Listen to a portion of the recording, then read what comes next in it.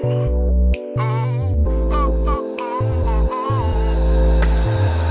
it to me, baby.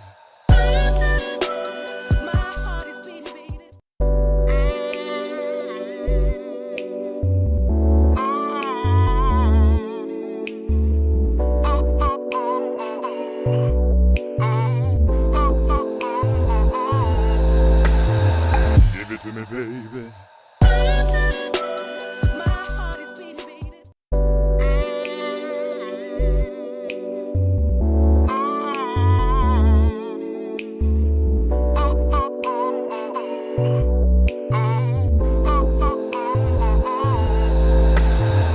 Give it to me, baby.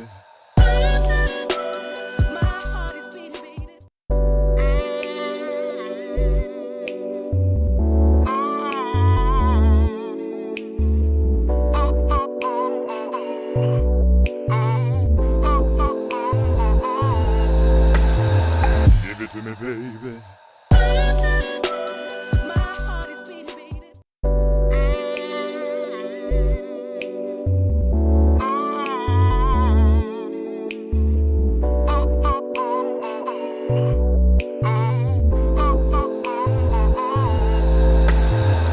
Give it to me, baby.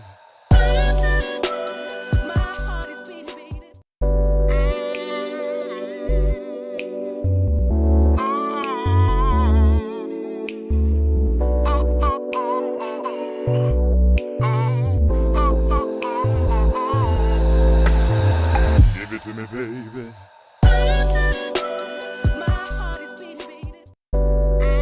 Has actually detailed a beta that is going to be rolling out for certain people for new PS5.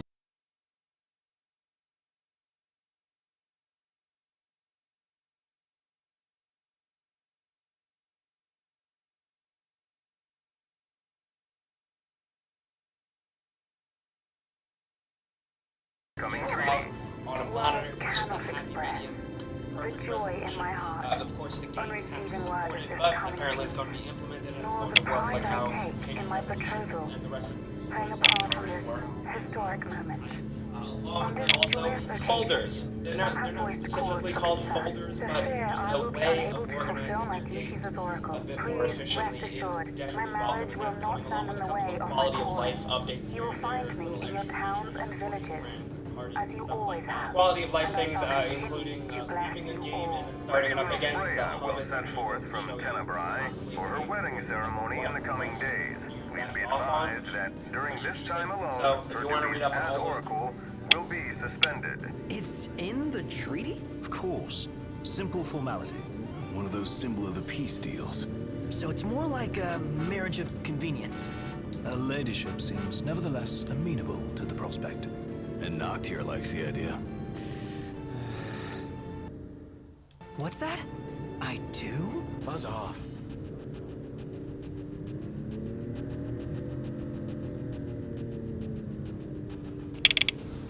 those details, but just a way of organizing Ignis, your games pull over a sec. a bit more efficiently is definitely welcome, and that's coming along with a couple of quality of life updates here and there, little extra features for joining friends. It should be a nice change of pace. Like quality of life things, including leaving a game and then starting it up again. The hub is actually going to show you, possibly if the game supports it, like what quest you left off on, which is pretty interesting. So if you want to read up on all those details, like I said, everything's linked. I think this is going to be a good one. I'm very much looking forward to having the 1440 options and organizing my damn stuff. And next up, this episode is brought to you by Nada, nothing. I always do that when we don't have a sponsor.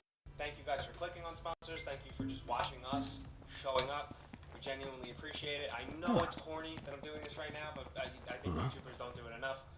We're grateful for you guys being here. Anyway, the Nier discovery, dude. We gotta talk about that. So, oh boy. So the Nier community, for Nier Automata specifically, was pretty blown wide open for the last week or so, thanks to this whole church thing, a seemingly undiscovered door in the game that people have seen videos demonstrate, revealing crazy new unseen stuff in Nier, which seems like maybe it was cut content or like some sort of ARG thing for maybe a new possible game.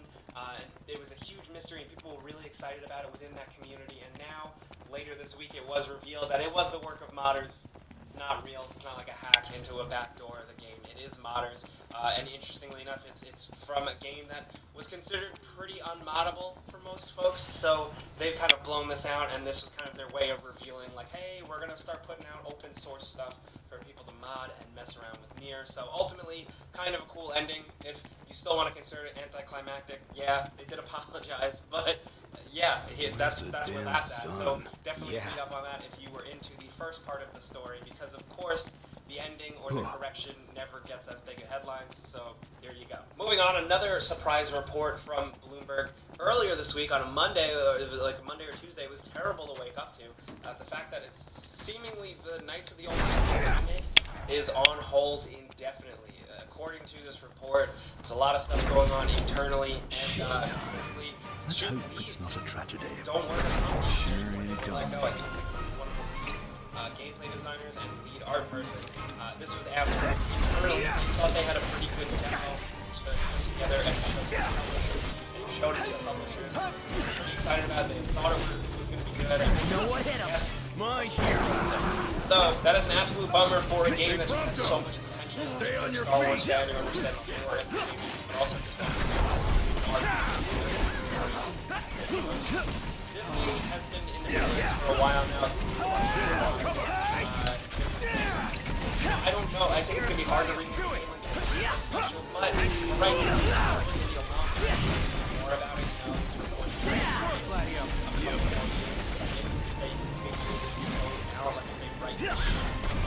A lot of people think it's going to totally die on the vine, but I think the power of the brand and Star Wars, and this is it's developed by Aspire and another team company now, but also the fact that it is a race publishing. That's it. What's what? Having a Star Wars game in their portfolio, they have a ton of money, so I expect it to continue in some way. Maybe not with Aspire or Asper or however it's spelled weird, depending on how much they're working on the game. But yeah, that's where that's at. I am very curious to hear what you guys think. Not necessarily of like the studio drama or the game being paused, but like, do you think KOTOR could be remade in the first place? That's a conversation that I wanted to have when this thing was first announced. So let me know. Next up, we got some brief videos linked in the description down below for you. The first is PSA out this week.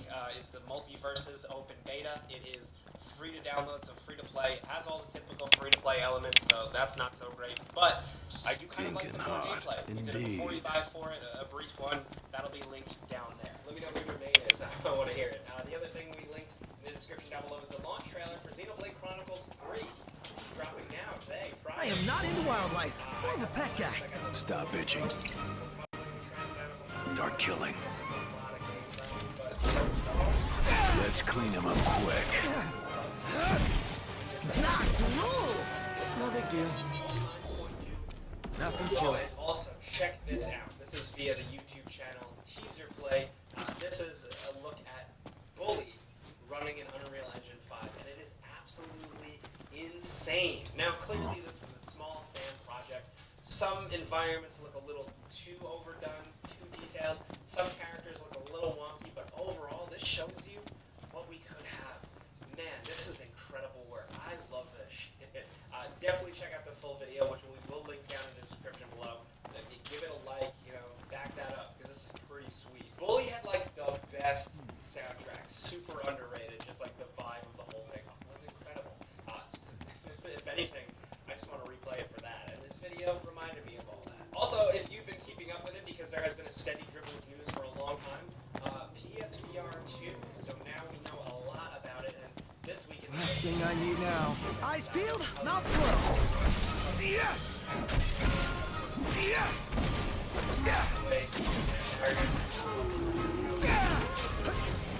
Careful, don't let him get you. Listen to you. So that's How are we? Hey, Ignis, instructions. Got it. stuff. They have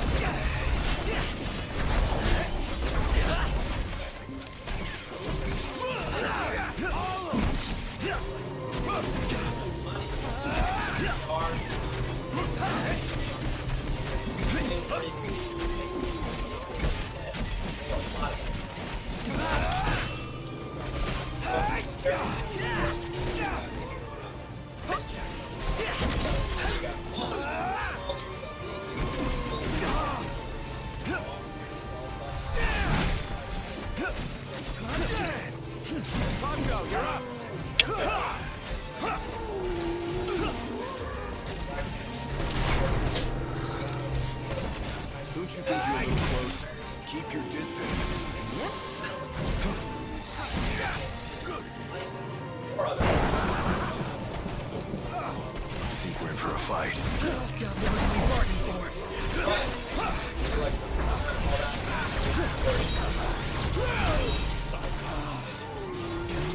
So, Take cover and heal up, darling. but I don't know. It seems like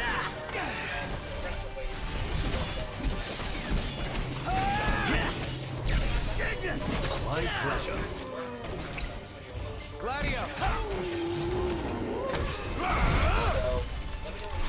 a lot. Nice work, Gladio!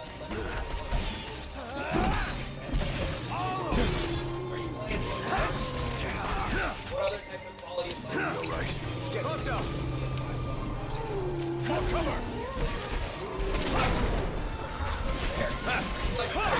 Nice one, Prompto!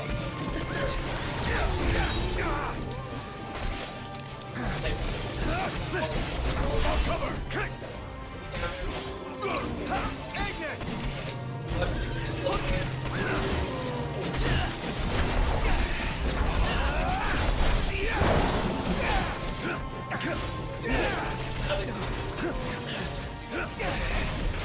Full cover.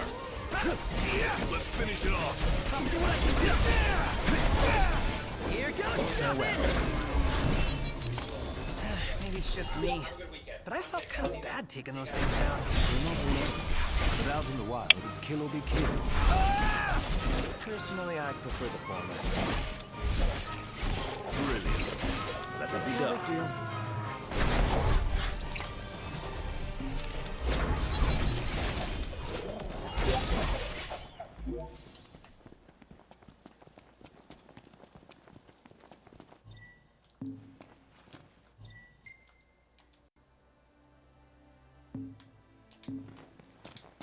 Gun violence is tearing our country apart. For the first time in decades, Congress has done something about it. Congress passing the biggest changes to our nation's laws in nearly 30 years. This new law addresses strict.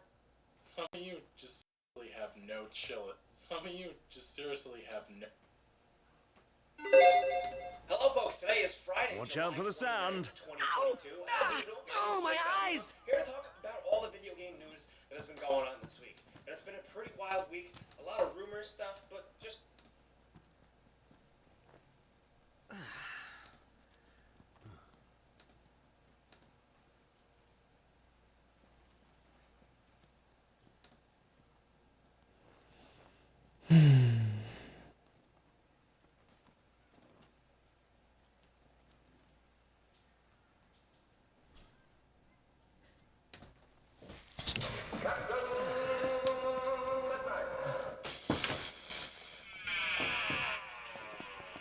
This video is brought to you by Curiosity Stream. Alright, to be honest, I really did not expect to be talking about superheroes again this week. The Boys and Thor, it might be kind of overkill for me in the past month or so, but with a recent San Diego Comic-Con came a massive slate of new projects to talk about, including 2 new Avengers movies. So it only felt right to set aside some time to talk about the possibilities here. And that's what I'm going to go over this week. I'm mainly going to be focusing on those 2 films, but of course they're just one reveal among many. What did you mean by save the world, King? In my time, I rule all, wiping everything from existence. So before I dive into my thoughts here, I want to go on a little tangent about some of the other highlights, not including Wakanda Forever, Is it because dangerous we're after so dark close around to here? it that I'll Most just cover likely. that film once it actually We comes dust out. ponder our Something lodgings that I was as we really go. happy about was Daredevil Born Again getting officially announced. We already knew that a new Daredevil show that acted as a continuation of the Netflix series was on the way on Disney+, but what I didn't expect is that it would be 18 episodes long. That might actually Remember, be just a scout of us. with Easy as they episodes, come. really blend episodic and serialized storytelling in a way that the Netflix show Not! Hot copper! Gotta love it! narrative or an episodic superhero and lawyer story. Back me up. 13 hours of raw Sound everywhere. I'm curious to see how much the my mouth. change It's a really well shot and grounded show with a mature They're not out there? I still want to know if that will remain true for this, or if it'll go all in on the Yeah, more they've style. been here. I want this cast of characters to keep their identities, so I really hope that's You not look the good, case. man. For now, I'll remain cautiously How are you doing that? Speaking of So how are you cautiously doing that? optimistic, the MCU Blade movie was finally given a You release listening date to in that? late 2023. I'm kind of surprised to see Kim more looks good. people talking about this. Blade is, to Thanks, me, baby. easily one of What? Marvel's most promising characters. No, you asked for a lighter. I gave you a lighter, man. I'm joking, baby. Here. What can I say? You sure? You don't have to. I was just joking. Outstanding. Yep. Let's talk about Try this. Hey, Pronto. Stay on. First thing that has to be mentioned is that these two are still really far out, not releasing until 2025. The second thing is the very, very odd release strategy. Kang Dynasty will be hitting theaters in May, and Secret Wars will follow in early November. When it comes to releasing two movies in the exact same series, that's kind of unprecedented for the MCU, and even very rare for blockbuster movies in general.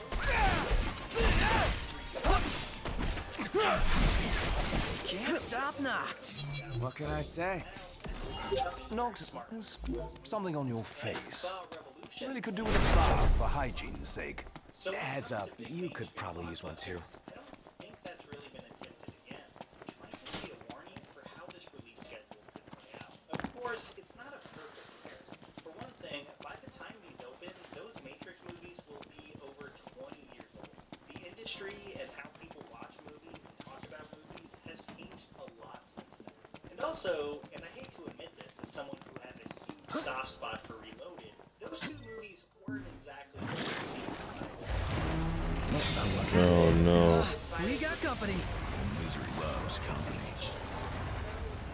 Apparently these two movies will have different directors, with Shang-Chi Helmer destined Daniel Craig taking on Kang Dynasty and an unannounced director taking over in Secret Wars. Where Infinity War and Endgame had a similar-ish tone in both films being from the same directors, these could end up being wildly different movies releasing very close together. Go. Which if nothing else is kind of a cool experiment.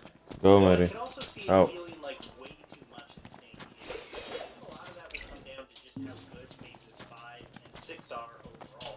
Let's talk about those titles themselves. Secret Wars is by far the more famous movie. It was incredibly successful.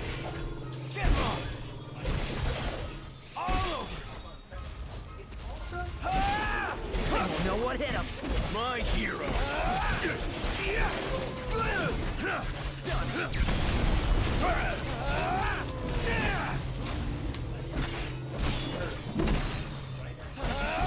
Ignis! If I may, Mattel had said so would Iron Man. Except they said they're higher price point merchandise. This! Shooter did a lot of great work. Stomach's rumbling. Let's wrap up this rumble and get some eat. Now, obviously, visibility is poor. Clean the glasses. Out. Good idea.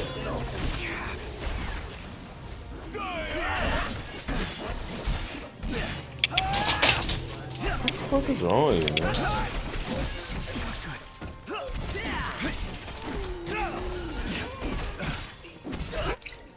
Kurt Busiek has been one of Marvel's strongest writers. Hey, Iggy. Nox needs your help. I'm on my way. Iggy, look out. Would have liked to wrap that up more quickly. I took a lot of heat in my Loki video for saying that I really liked Jonathan Majors' performance there, but I definitely stand by that. I think he brings a really interesting manic energy to it that feels very different from Thanos, which is hugely important. And I'm really interested to see where they decide to take it. My guess, and this is pure speculation, mostly based on the old comics, is that the Kang story will be entirely resolved by the end of the film, and Doctor Doom will be given the villain spotlight in Secret Wars a few months later. With Fantastic Four on the horizon, I feel like we're drawing close closer and closer to there finally being an actually semi-comics accurate take on Doctor Doom. And while I'm not one to usually demand that everything be perfectly comic accurate, Hey, you want to watch where you're going? because at the end of the day, I do feel like Doctor Doom is Marvel's The hunt is on. I, Dr. Doom, will track Captain America in my Tower of Doom!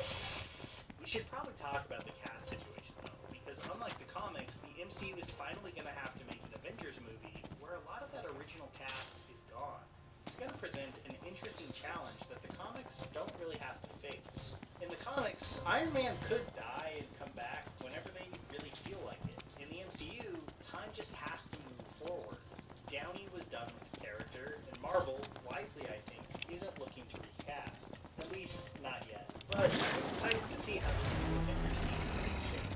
A big question mark is Tom Pretty Holland. damn windy. Can't see a thing. In interviews, even going so far as to say that by the time he's 30, he doesn't want to be playing the character, which is the age he would be when these movies came out. So I'm really curious to see if he sticks around, if they recast, or maybe if they bring in a live-action Miles Morales. Because a Secret Wars without Spider-Man just sounds kind of wrong. There's also the alien suit, probably the most iconic element of Secret Wars, even if it doesn't play a huge role in the actual story. How they'll handle that with Venom already being a thing, I really have no idea. Far more importantly, though, and the thing that I do hope for is No slacking. really distinct in style and tone from the Avengers movies that came before. Instead of stagnating and resting on their laurels, I think it would be great for these to come out of the gate swinging with a visual flair that we don't see coming, and a tone that feels fresh. Phase 4 often felt like they were playing it a little too safe to me, and I really hope that that changes going forward. Now we'll see how everyone feels. Excited. Just to see what happens. Get me out now, Spider-Man! If you're still in the Marvel mood, you can check out my video on Ang Lee's Hulk, exclusive and ad-free over on my streaming video platform, Nebula.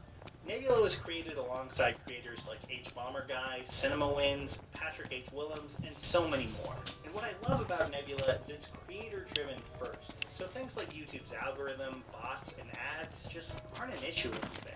Plus, it's bundled with an amazing documentary streaming service, Curiosity Stream. That's where I can watch really fun series like Inside the Mind of a Con Artist, an amazing show about the inner life of people addicted to pulling cons. Let's hit up the shop. I've always found interesting. Of course, that's just the beginning. Thanks to their docs on nature, science, tech, and way. Come with us, Noct. Literally thousands of documentaries. It could So sign up crash to right here. Curiosity Stream, Ditto. and you'll receive an email welcoming you to Nebula as well. Getting both services is $14.79 for an entire year. Sign up now by going to curiositystream.com/CaptainMidnight. That's curiositystream.com/CaptainMidnight. Here's a special tip for the fellas and girls who have not already joined Captain Midnight's new 1940 Flight Patrol. You'd better hurry up and join at once, because there's a big adventure ahead. The thing to do now is to get started, because we're going to have not only barrels of fun, but loads of free gift prizes. What do I want? I want to know myself, and BetterHelp makes that possible.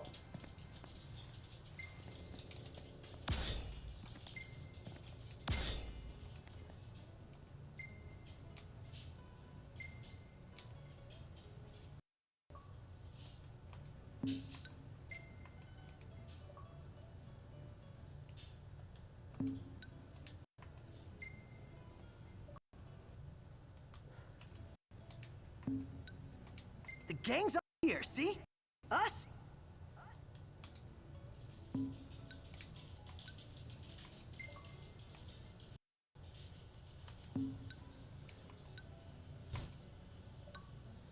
That's boss. Come now, it's nothing special.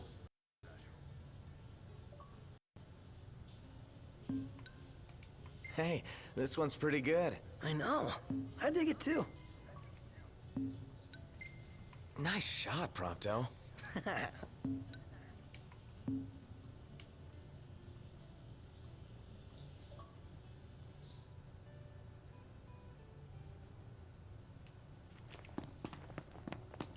Morning. Back at Snow, shut up, man. So how's it going, boys? What can I do you for? What do y'all want to know?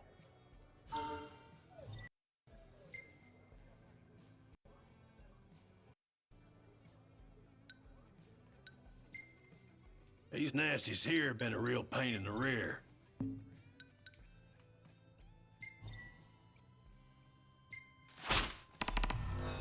Much obliged.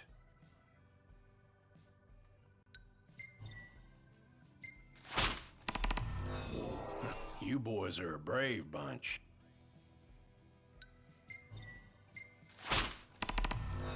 Much obliged.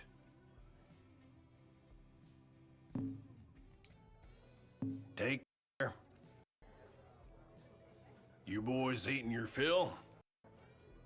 How's about a bite to eat? How's about a bite to eat?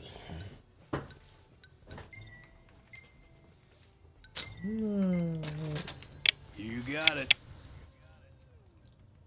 Oh, yeah, here it comes.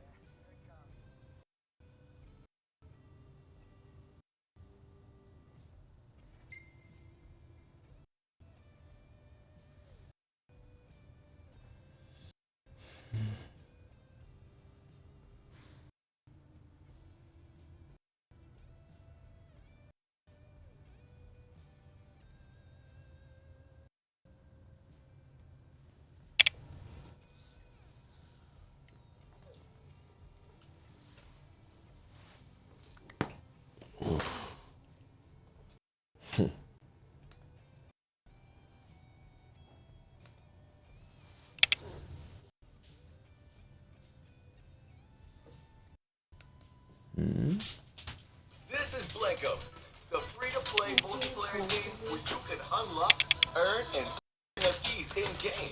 In Blankos, it pays to play. Literally. You can choose to sell your Blankos on the mythical marketplace or build an epic collection of iconic designs by the world's most talented artists. Play Blankos your way. No, I do.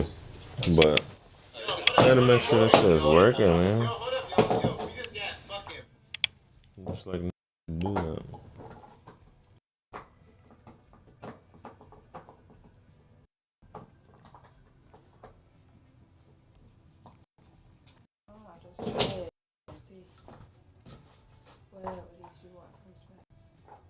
It still says we have 159 currently.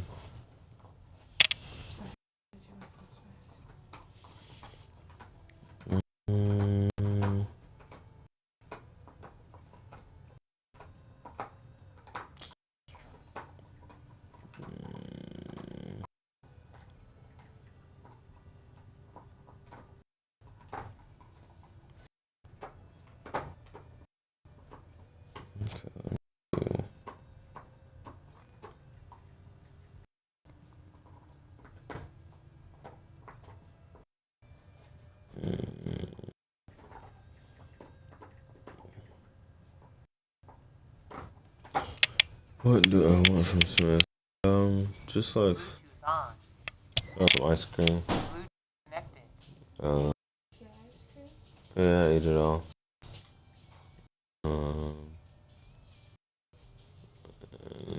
Just let me see what they have. Do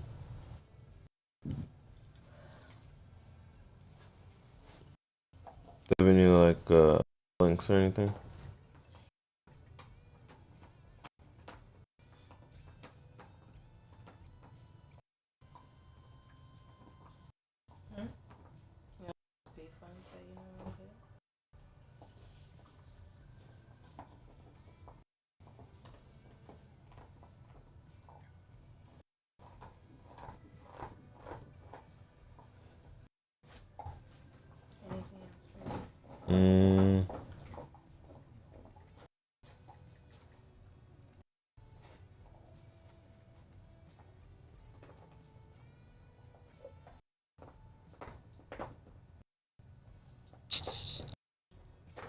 What other snacks do they have?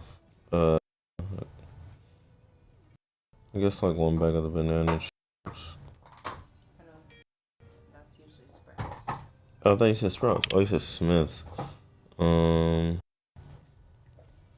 not trying to order this shit from Sprouts. It's gonna be way too much. No, you're good. I just forgot or something. Some of these are 8. You like these, right? No, I don't want those. I feel like we never eat 2 of the flavors. I mean, I'll eat them all, but like, it's just just not like I want those so bad. Hmm.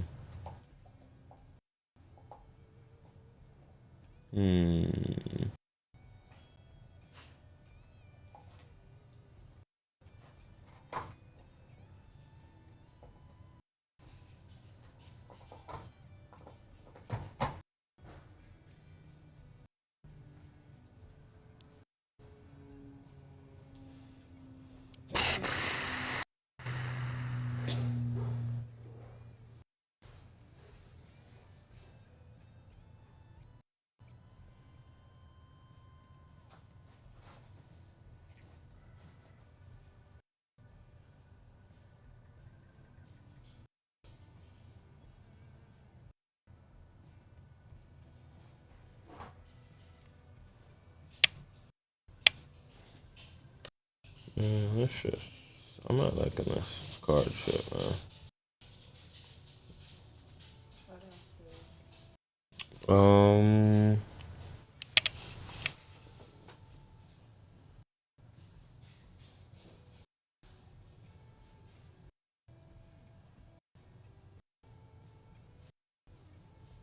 Do you have any like pizzas? I'll take me a pizza.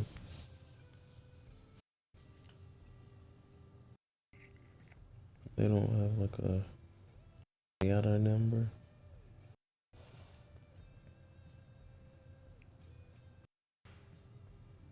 you want? What do you want? Okay, you got lunch.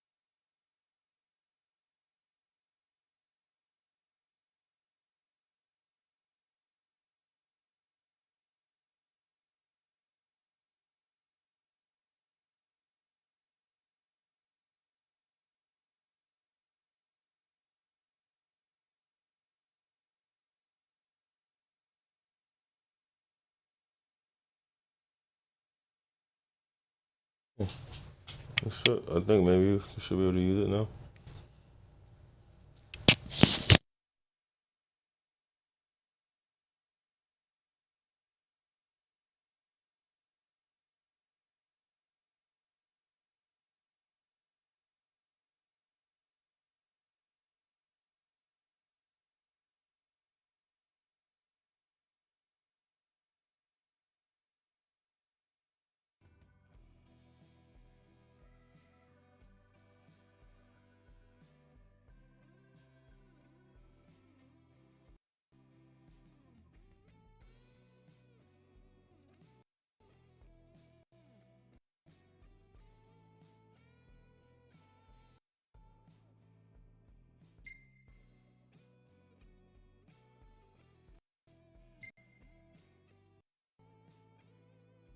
I dare say I could make this at camp.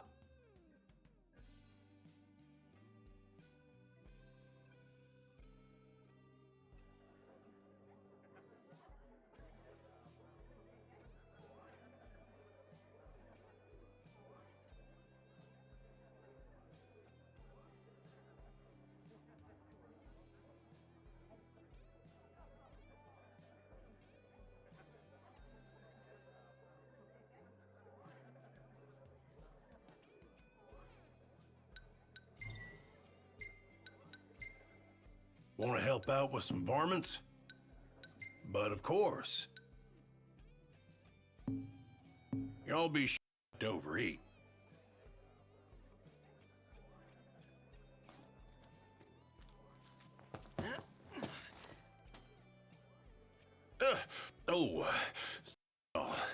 What can I do you for? If you liked it, on back.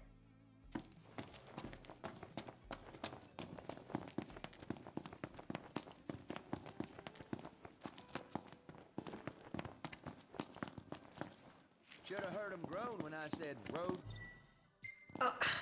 You think it's really that spicy? Only one way to find out.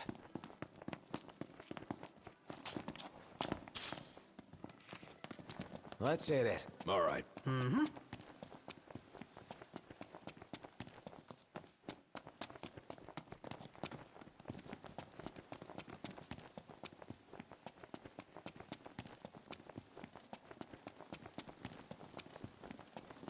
Beautiful day.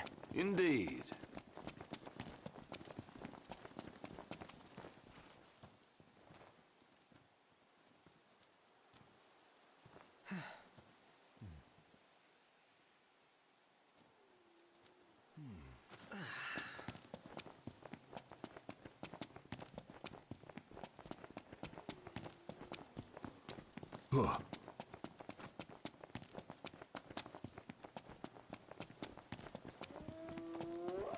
Last thing I need now. Eyes peeled, mouth closed. Right there! Let's be done with this riffraff. Ignis! Don't be late. Impressive. Yep. Hey, where'd you learn that one, Knock? Nothing to it.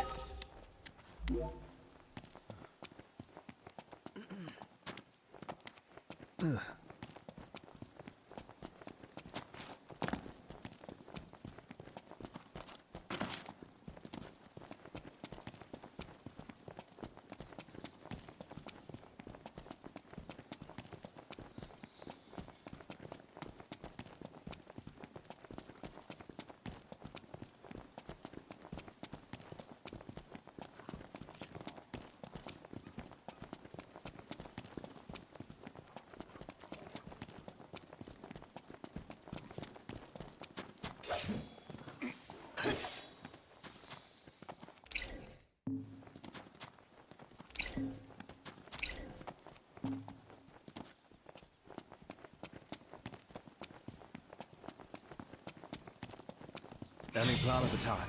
Plow right through them? I'll circle around then.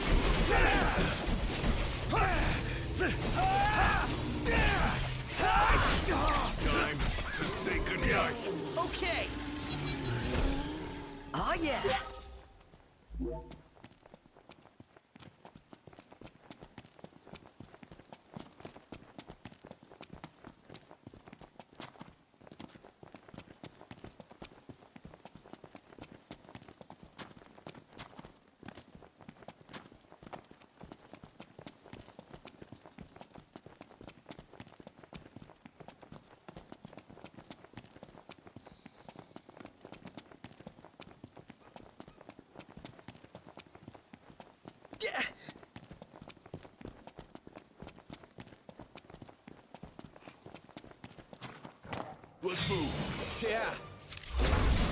You forget about us? Tell us what to do. Heads now! Done in a minute. Time to spare.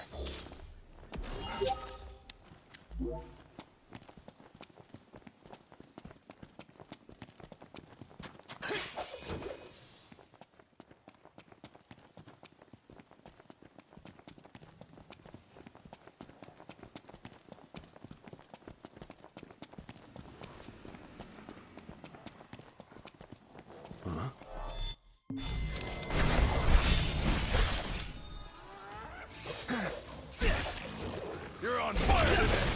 No big deal. Never miss!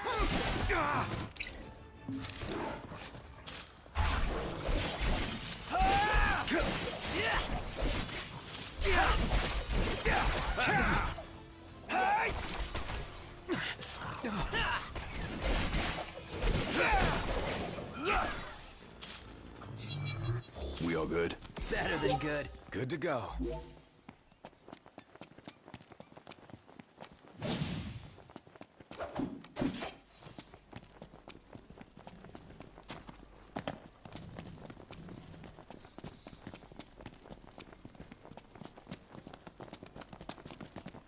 What? What the hell is this? Something we don't want to mess with.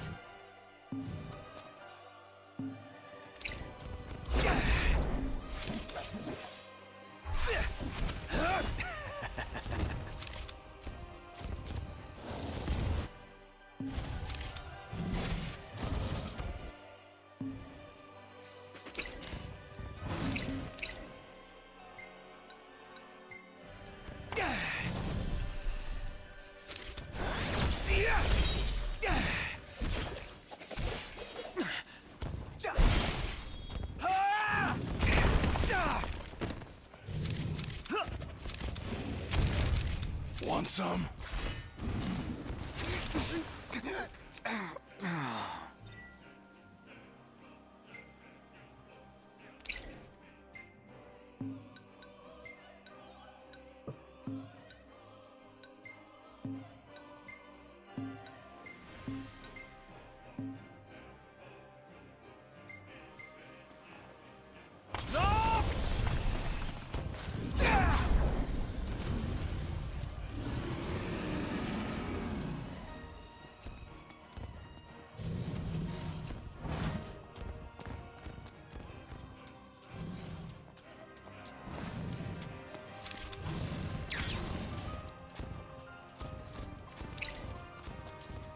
Gladio, do it!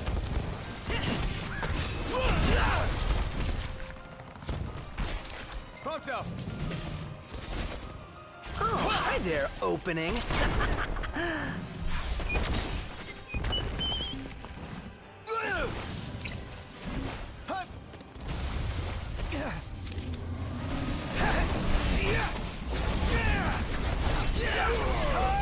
Oh, cover! You rang? Tie on it. Pronto, you're up! Oh, hi there, opening. I'm impressed.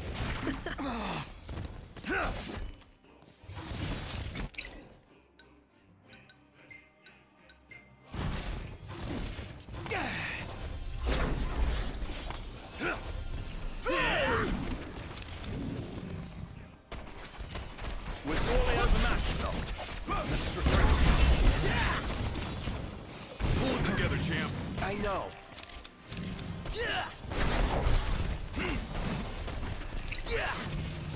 Hey, Ignis, instructions!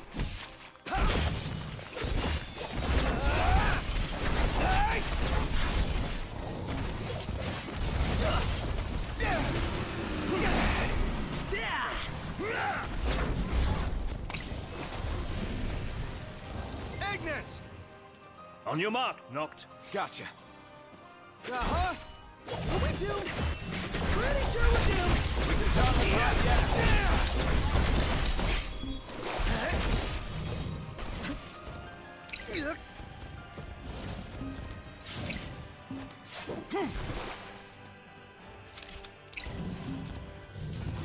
Sand everywhere. Oh, see my eyes!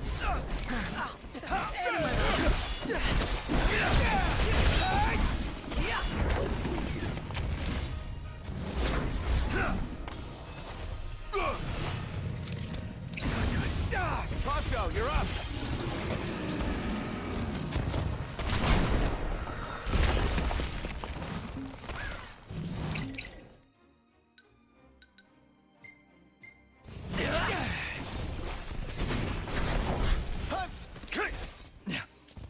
Ponto.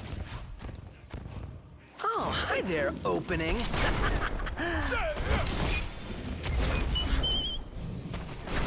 me a hand, will ya?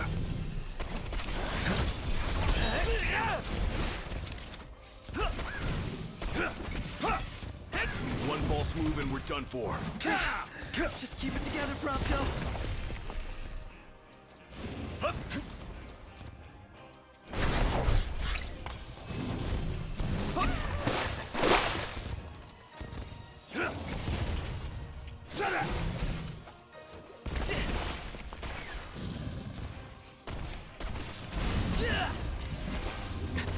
Guess I slipped up there. Set yourself up for a fall, more like. Watch yourself, knocked. I know. Gladio!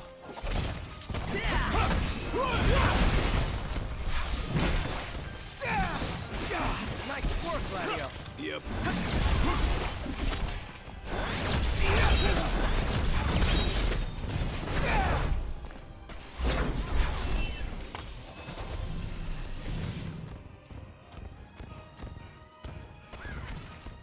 Want some?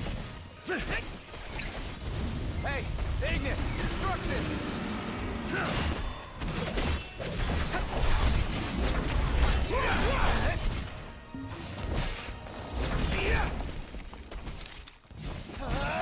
Pronto!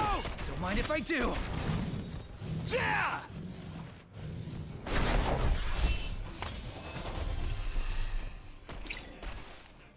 Pronto!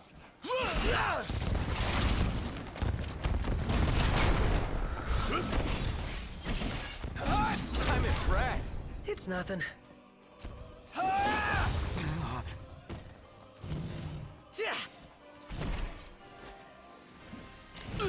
Back with us? Yeah! Better than ever. Pronto, you're up! Yeah!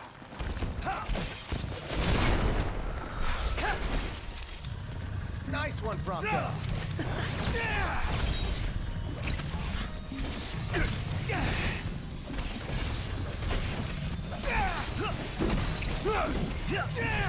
Hey, Ignis, instructions!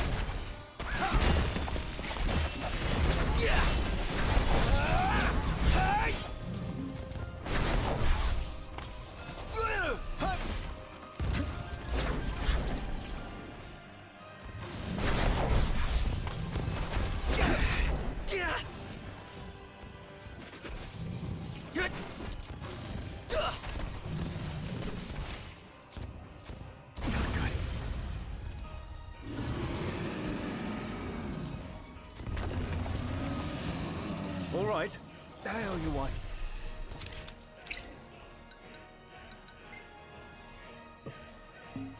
Got all those arms at your disposal.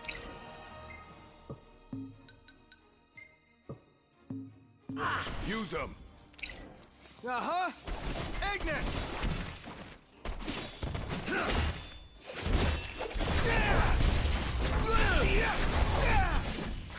fear! Prompto's here!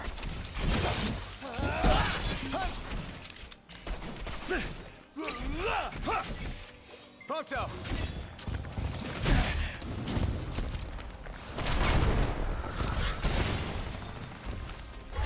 Nice one, Pronto!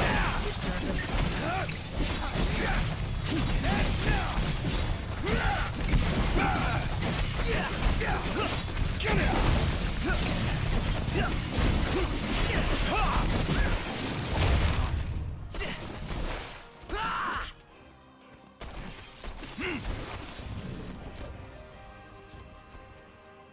Feeling all right? I've had worse near-death experiences.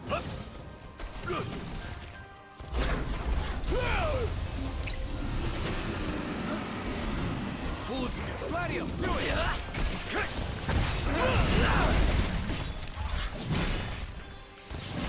Nice work, Gladio.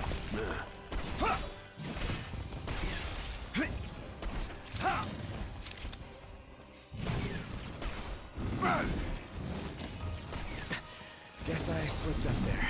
Set yourself up for a fall, more like.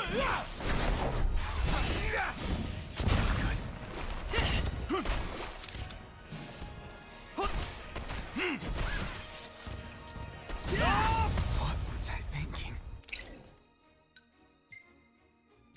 What was I thinking?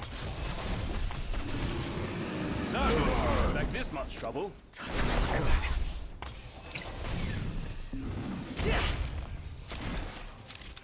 Yeah. Gladio.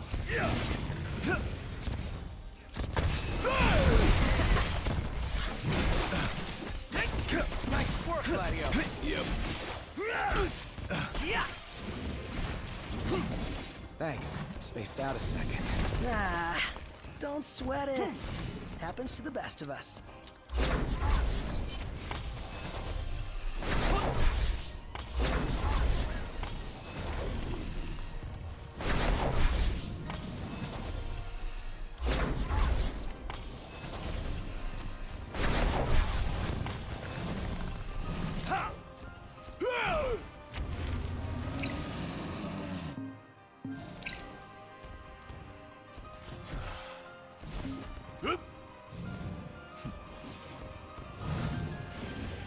Watch out! Gladio, do it! Hey! Sorry! Get out! Nice work, Gladio! Hey, Ignis! Instructions!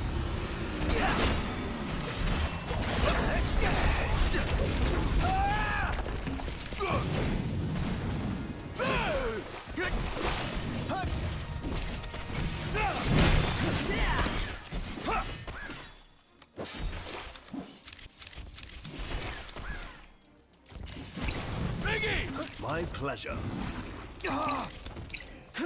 Ponto, you're up!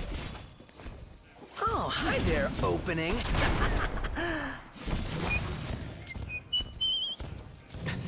Guess I slipped up there.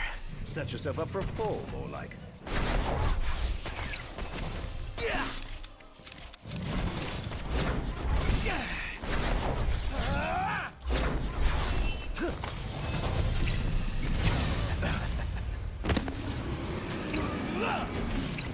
Ponto! We're here to support you in times of need. Whatever would I do without you?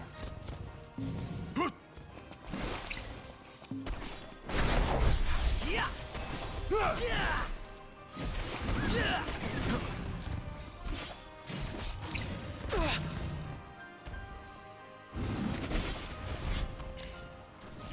Hey, Ignis! Instructions! Oh, Mr. Nice Guy!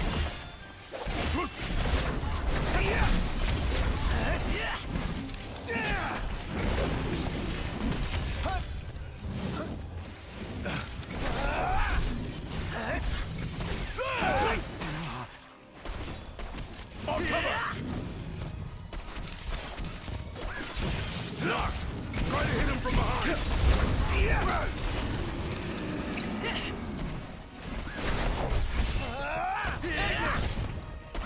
Ain't got much life left in it. Let's finish this. Show no mercy.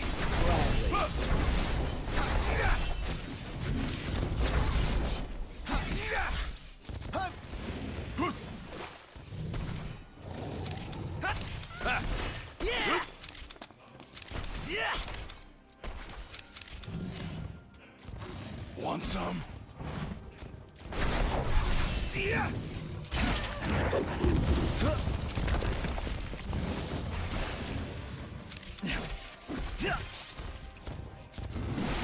Back with us? I think that kind of bucket ability is absolutely dangerous, guys. So much more. But, like, like, but having that kind of marketability for your players, or just having, like, not even having to sell plushies, but like giving something that like people want to see and people want to like, it comes to an extent that, like, sure, it might be good at fighting games, like, love to see that. People want to see more. You know?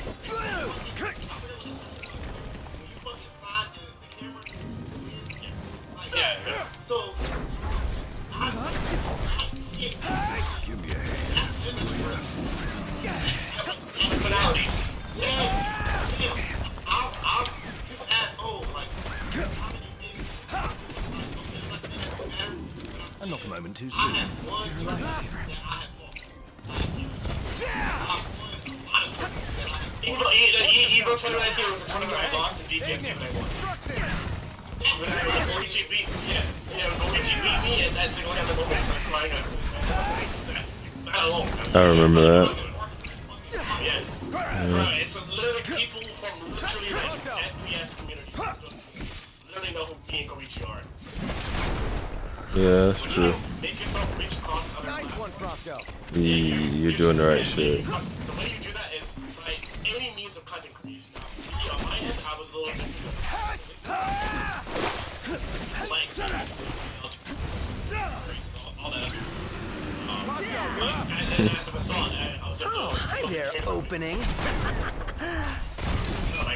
that's what the exception lies with me. Even to an extent, I mean, Max Millen's also as well.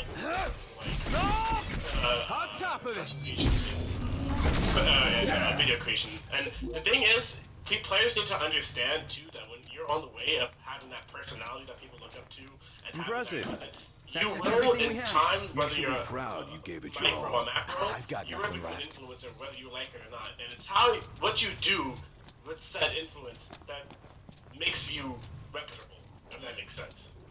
Because you can easily go down the wrong hill. And, It's funny because you mentioned that, and I have to like warn people at times, and I'm like, I gotta tell you, I got like, you know, however many thousands of people watching the Street Fighter 6 reveal, like 50 or 60,000. Pretty damn windy. Warn you guys, like, if you want a Darkstalkers, go buy the Capcom Fighting Collection, right? I'm gonna go and use this power I got right now to like influence the hell out of you guys to go get something new make made. a difference, bro, in anything. Just make a difference in anything. That's what you be saying. Yeah, your shit is clutchy, bro. You be saying that. What? But yeah, I want to say that like different you have to stuff. understand, Saying, like, people don't. I be trying to use a little bit of influence I have. My choice. And that's something you have to understand. Like, Yeah. really help you for real. Yeah, I'm telling you about this. Especially in the FT, if you want to make a profit. Yeah, I try not to be like hella biased. I'm like, yo, bro, like I want you to understand why I want you to get it. Like, Best thing I need now. Eyes peeled, mouth closed. Marketing, whatever, content creation, or whatever.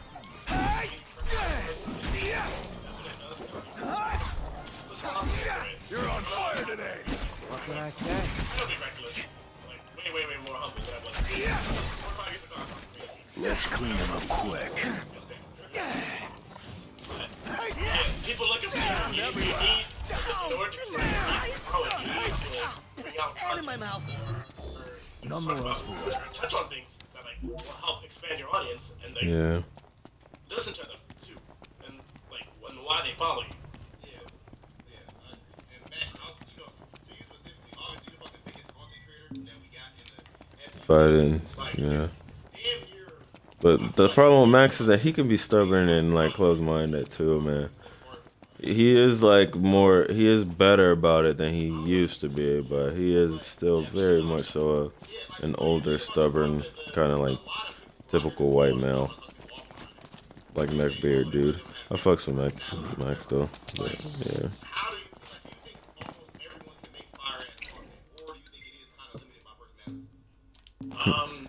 Well, I'm gonna sort of throw it out there right now. Like, I wasn't a personality guy. I actually had to find that. Max was a personality guy. That nigga was making skits, multiple types of skits. He's got skits with his friends. He's put his friends on their own type of streaming channel. And they got their group channel. They got separate channels. Like, Max did a great job of, like, nurturing him and his friends. For him to say he wasn't a personality guy is so wrong. He's discrediting himself a The lot. reason I started making the fighting game videos I did back in 2008, even the ones that got some notoriety back in 2010 to 2011,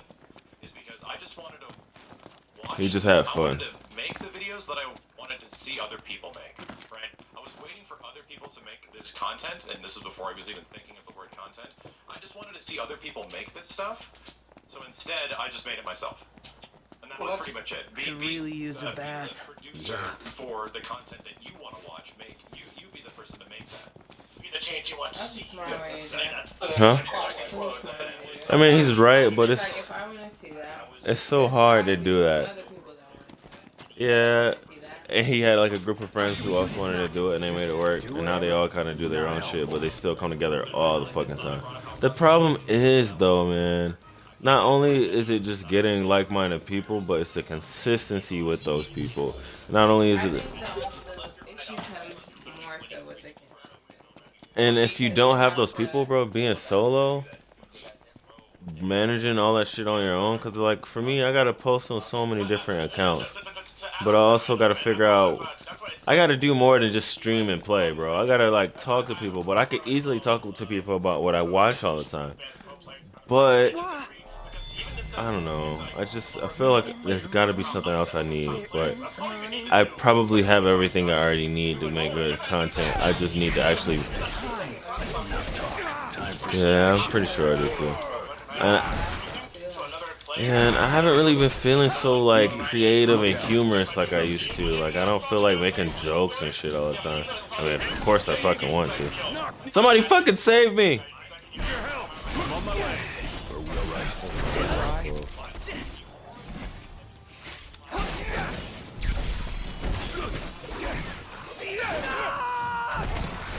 Holy shit, man. These niggas. Oh, hi there, opening. All right. What the hell you want? I'm impressed. They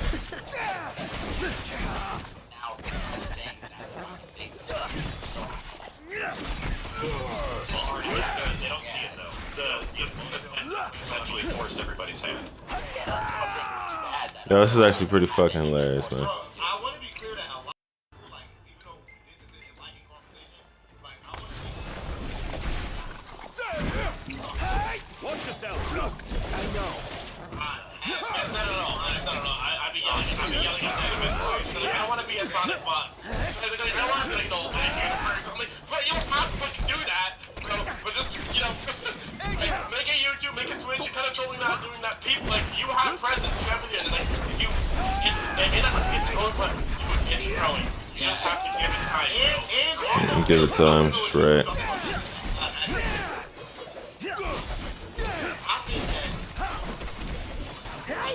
Apologies.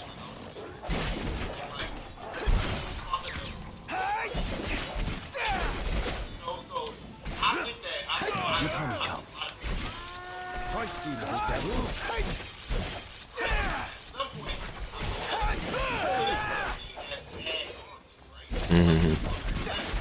Yeah, if it's not going somewhere, you gotta figure out how to switch it up. There is such a thing as bad content.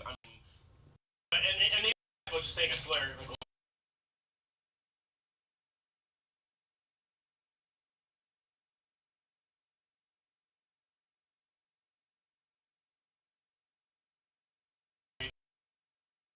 I'm a bounce, man. Can't play with people who are just so ignorant or saying slurs all the time. I don't know how I've done it, but like in my It's not what I want at watch all. some YouTube videos, you'll watch like how long do content creators remain relevant, and it usually is 1 to 2 years is the average, and then it's just a constant downhill after that, and it's a hope that they started a business or something that keeps things afloat.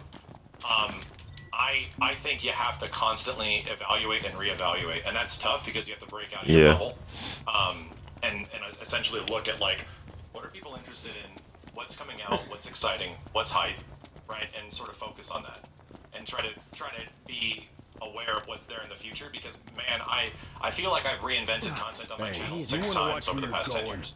Such good words. Yeah, I remember when Crosstalk started, you had 70k subs back then. So you definitely reinvented the wheel so many times. Yeah, several times, and it was like whether or not it's a new game, whether or not it's like, oh, there's this thing I'm really excited about. I'm going to make myself the resource that people will come to when they want to either get new information or watch gameplay. And I know I can't. That's pretty much what I aim for. It's like I want to be the person people can come to and trust with an opinion and like speculation or whatever when it comes to stuff regarding like music or gaming or like movies or TV. And they had 40 to 50,000 people watching. So you're basically the gatekeeper. Like, I'm not doing that shit with you, man. Just don't get too carried away. Go. Go. No. Out. Yeah, man. I'm not doing it. Wait. I want to point out real quick before I sign up. I want to point out too, in terms of content creation too, that when you're making these videos, tags is everything. Tags are everything. Not if you have to. Tags is everything, bro. How are people gonna find your stuff? Yeah. Exactly. Tags are everything. You know, like I'm telling you, lie on the tags if you have to. The algorithm will pick it up, and then even Blue Bob Joe from home will be like, oh, this is like, I'll have the Scorpios video up, and I'll be like, bro, like, I'm tagging with the Mortal Kombat though, and like, it has nothing to do with Mortal Kombat, but Billy Bob Joe will be like, type of Mortal Kombat on YouTube, and then see Scorpios content, but the reason why I type in MK content is because, like, It'll pop up.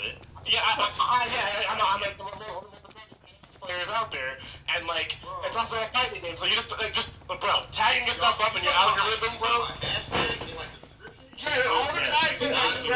That's how you get your views. That is how you get your. I'm gonna tell you right now. Look. So one of my editors right now, I'm like, the hate me or not, it's Zeus's, okay? And the reason why it's because he used to like when I used to before I even got into YouTube content creation, he used to just take all my videos and stuff and just put them on YouTube.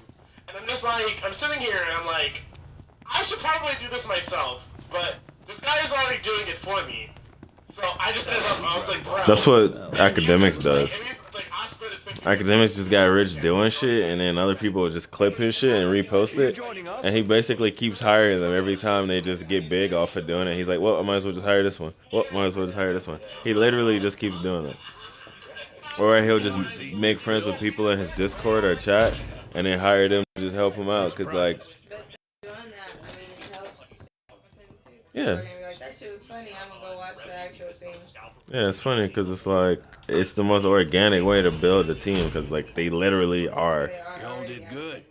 Yeah, and they're already actually fans. Like they're reposting your shit already. Like.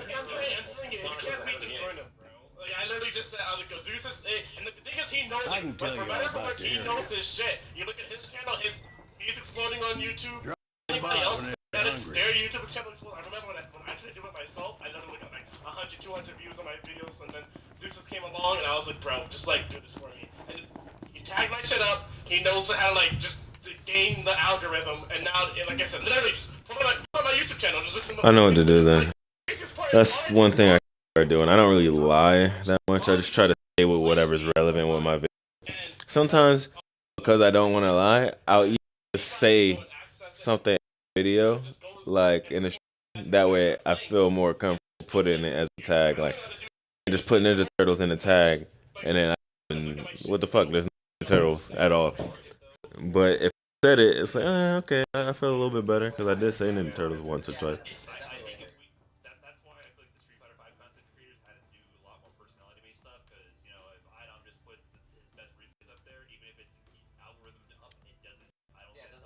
It doesn't matter. Yeah, it has to be a personality check. Yeah. That's absolutely true, and I can echo that as somebody that gets the full perspective of a fan base's reaction. Could really use a bath. Indeed.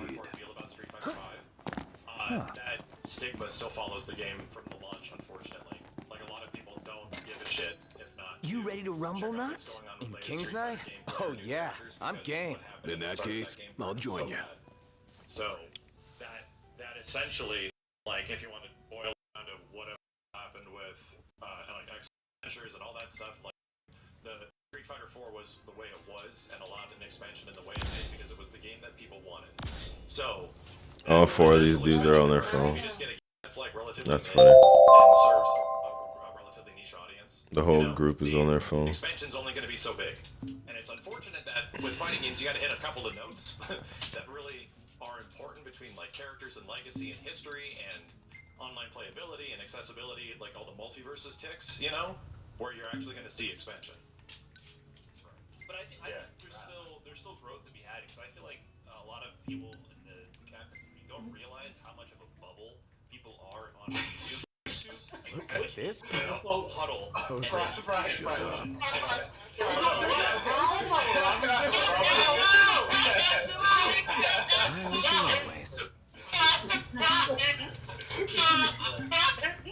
Damn, Is he what just the, I'm trying to get some fucking views.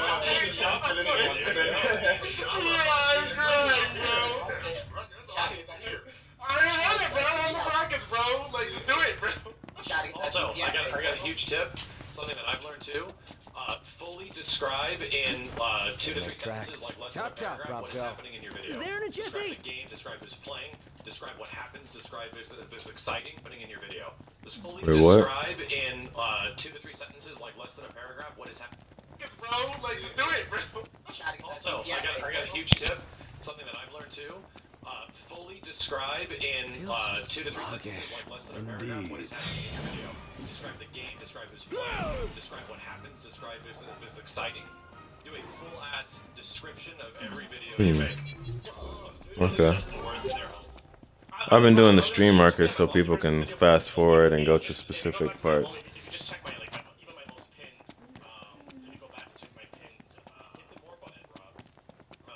Channel, you'll see. Even any of my MK videos, you'll see the way I have attacked them. I've attacked them a bit more.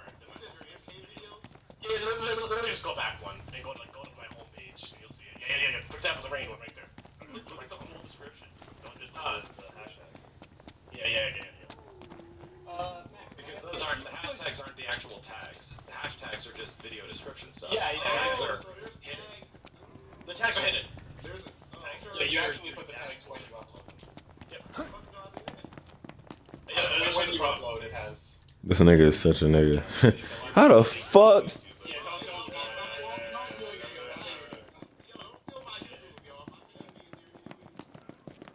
Feels so sluggish. They all panic. They're like, yo, bro, chill. You're showing too much. Damn, Max. I think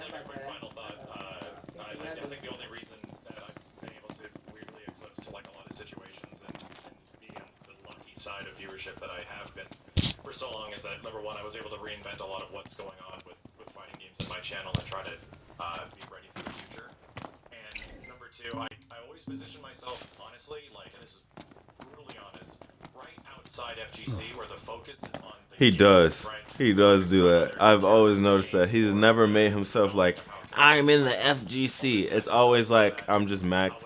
I'm the fighting game guy. I like having fun. I like shits and giggles. I'm pretty good at the games, but I don't take it too serious. But I also pay attention to the patch notes and all the stuff that's surrounding games. Like, but he doesn't put himself in the, I'm a hardcore fighting game guy. Like, he doesn't do that. He is just a content creator. Or in personality representing. Like, he is literally making, he just made himself like a pleasant face of fighting game, like a fighting game lover. Like, that's what he did. He did not say, hey man, I'm a tournament dude. I'm here to kick asses and make people cry. Like, Number two, I always position myself honestly, like, and this is brutally honest, right outside FGC where the focus is on the game, right? The focus is on either the characters of the games or the developing. it's been nice to have like All this kind of Punk stuff, in so here and some Smash people. That would have really rounded this out. eventually go beyond just the game to want to be interested in tournaments to have that Like, growth. There's a clear 4 of path, these right, dudes I've where never I heard know of. that a large amount of my audience is not going to be interested in my content anymore, but they're eventually going to become Evo champions. They're eventually going to become somebody that is going to make a huge name in the scene, if not become a content creator themselves. So if you have to, I think, identifying your position, identifying what you want to be. Do you just want to be a top player? Do you want to introduce people to fighting games? And focus on that as much because, as I said earlier, it's like I'm obsessed with finding the things that get people into fighting games and exemplifying those, whether it's characters or mechanics, sick shit that they do. And I feel like I made an entire career just off of making videos and streams of shit I love and describing why I love it. Like it's the weirdest situation. Before I got into my eyes start feeling like, you know, how your eyes feel. You know? Mm-hmm. Eyes be feeling like kind of like heavy. Thank you.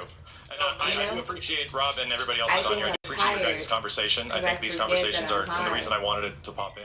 because this stuff needs to be talked about more. Because it's like, unfortunately, I realized that back in 2012 that just being good at the game and just playing video games is going to work out for a very small, very, very, very small minority of people, and you have to work your ass off in different ways in order to do it.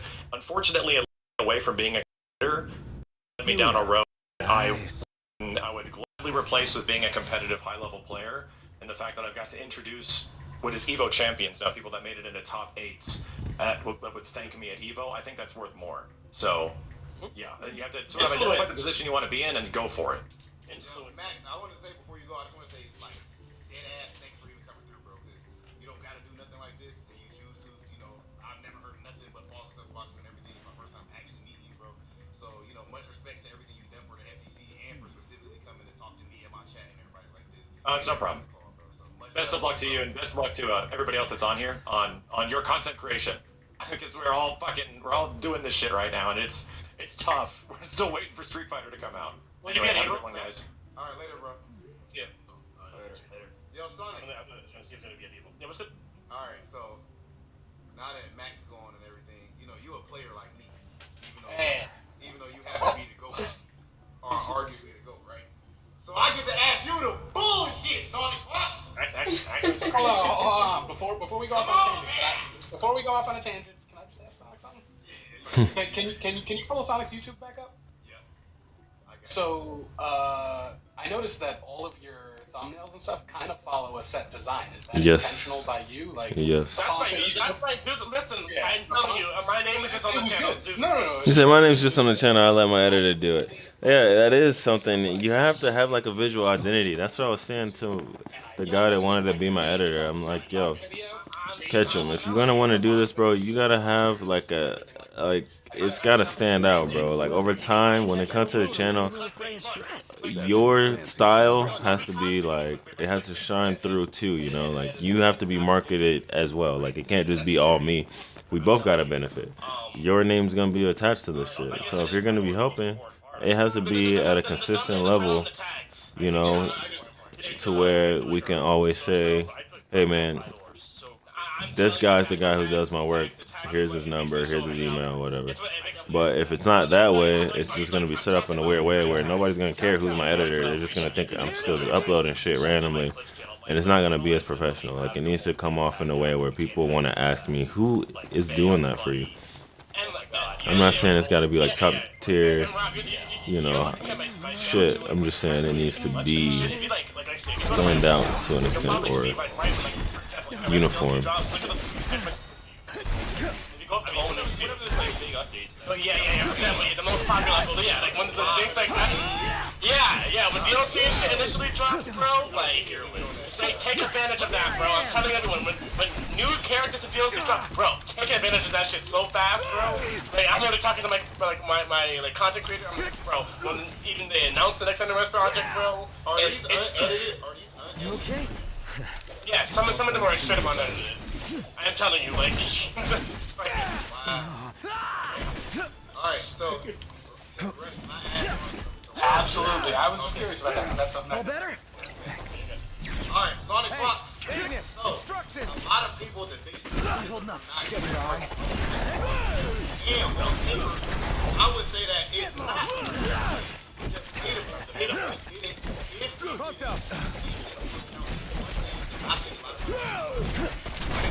So, do y'all believe, do you believe? Alright, I ain't worried about that right now. Anybody talking to me about Good. Pronto, you're up. So, anyway. Oh, hi there, opening. Like Street Fighter has like the highest level of competition. Like, it's more so than like other games, right? All right. I have not experienced those other games, like those like Mortal Kombat and so on and so forth. But I do feel like Street Fighter has like the most kind of like international stuff like that. yeah, I mean, that just that just makes sense. Like Street Fighter naturally does have the most competition. In terms of whether it matters in terms of restaurant action, Together, Pronto. shit. That's one of the worst characters in the game too. So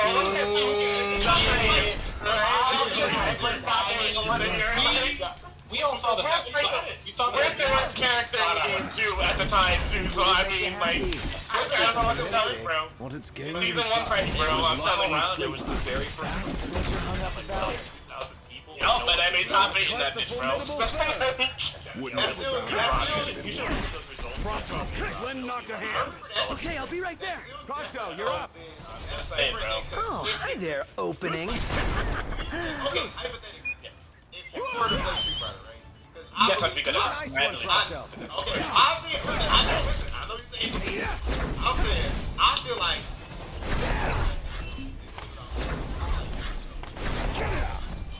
But. Like, we've never seen Agnes! I wouldn't say punk that. I would say punk it. Yeah, not years in a row. That was way. I mean, let me tell you, but like, even I don't, even in NRS games, the only NRS game I really dominated for years was MKX. That's it. And even then, it's like Twin Works. But before that, MK11, no, I haven't dominated that. I just happen to win the biggest events that happen most, but like, I have to doesn't necessarily get MK11. On your mark.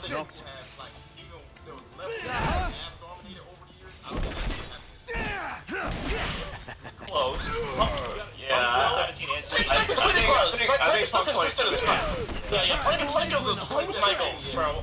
Punk was my goal for a while, bro. Yeah, Punk was my goal for a while. I have to admit. And those runs. Yet we're all very much alive. Yeah, and I want to say when Knuckle Dude was like really playing, like he was also my goal for a while too. When Street Fighter came out, which is so sick. He was like actually my goal, and He's my all-time favorite. Yeah, actually just bonded everyone, bro. I love watching you play so much. But before I dropped the game, he used to practice God against my Urian at the time. And I was just sitting here like, bro, how do you even play this matchup? I played that matchup a lot of times. I'm not gonna say that I beat him in it, but I may have. Wasn't that because Dude was always losing to Nemo? No. Wasn't that, He wanted to practice it against me, I guess. But then he beat Nemo with Mika. Yeah, exactly. But with Mika. I mean, me and Dude practiced that for a while. I haven't heard of him in a while, but Yeah, no, he's fine. But so alright, so Sonic, so right now as far as not playing Street Fighter, like you don't not play it because of like it's not the style of game that you like. I don't know. No. I wouldn't say that. I wouldn't say that. I legitimately thought. Indeed. No. I legitimately thought SF5 was bad. I was like, I will not force myself to play a bad game. I will not force myself to play a bad game. I'm like, Fang is so cool, but one, at the time that I played him, he fucking sucks. And two, the game I feel is just like it's just not finished, and I just legit think the mechanics even work. Which is why I'm so mad that SF5 is where it is right now, because I legitimately think it's a really good game that I would have a lot of fun with. I would have made Seth without any hesitation in this version of the game. Yeah, Beach. When Seth initially when they initially came out, I created even when B2 was bad at the time, I created some crazy ass set plates. I even Dorgada at the time stole. I was like, you're a fucking genius.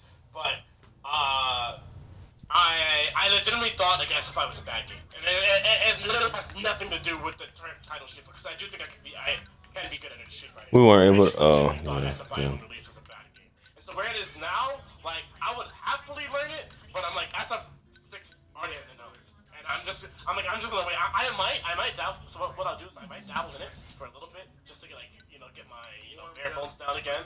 Yeah, if I get the SF fundamentals down, which I do think to an extent I do have, but I'm waiting for SF6 because I do think a lot of the really scummy shit that I disagreed with in 5, I think, as we've seen so far, do not exist. I don't know. That's a controversial opinion. That's not my things that currently exist in 5. Yeah, things that currently. Well, I think it's like I said. Right now, I think it's much better because it's actual defensive mechanics. Well, what currently exists? What's the scrubby stuff right now? V-trigger. I think it's kind of like the dumbest shit I think I've ever seen. The fact that I could be beating you up and making you meet your win condition is probably the best shit I think I've ever seen. Like, no funny. X Factor was like that. Yo, no, X Factor was like that. Hold on. I forgot how that was in this. I'm Item, now you're wondering why I don't play UMBC 3. I think comeback mechanics like that are really, really scruffy, I think. Like, really, really scruffy. I think... Yeah, I know. Dragon Ball has limit breaks. It's tough to come back mechanic, though. I just don't want to play PBSD anymore! Oh. What the fuck happened to your mic? Yeah, I don't know. You just died. You good? Nah, I'm considering not playing it at DBFC anymore. I just play. I legit haven't played it, like seriously at all for like the entirety of last year. Because I think season 4 they kind of ruined the game. So I'm not having fun. Is lab code still broken, right? Yeah. Well, that's not a DBFC conversation though. Point is that yeah, my gripes to Street Fighter 5 is that I think the comeback system, the fact that I can be hitting you and outplaying you, and then you catch me once and it actually Ease up if you could just It's not that though. It never lost. sleeping in. It's you get like one I played at the beach. I know it's good. I played against Mika, bro. I know it's good, bro. Rest down and not lose. You do not lose to one touch to Mika. Oh, You 6 times. no doubt about I'm it. telling You'll feel like a new man.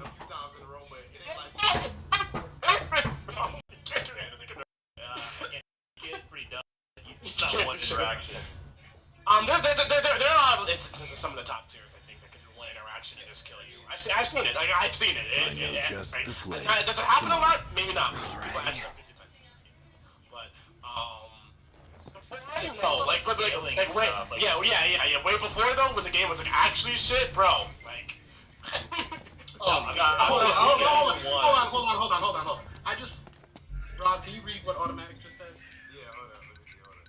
It's not a That is reactionary the game. Street Fighter dumbest 5. Yo, statement how the I've fuck ever is Street Fighter seen 5 not reactionary? Automatic. Let me know. I don't understand. I don't get why that people concept. get so much. I don't get that I concept. do not understand the statement that people make. Literally, like. I mean, there are people get caught up on the moves that you can't react to, which you're not even supposed to attempt to. I think that's a big hang up. Like they just can't move past like EX tackle, EX straight, and EX off. Like 3 moves completely cast a spell on their perspective of the rest of the game. Like, games just moves you can't react to. That's how it is. I mean, that doesn't mean like. But NRS games are some of the most reactionary games I've ever played. It's literally, in order to be good at an MK11, like especially MK11, you have to be able to whip punish. If you cannot whip punish, you are doomed to forever be a mid-low level. That's the same thing as Street Fighter 6. I mean, Street Fighter 5 is like that. Do it Street Fighter 5? Mid-level, low intermediate players with punish good. Try saying that. That's why I say I think in terms of like what Sand's tough to run on. There's no better way to improve But if you were stamina to ask me what game I think is the hardest in terms of competition and level, I think than it's first thing in the morning to make it interesting.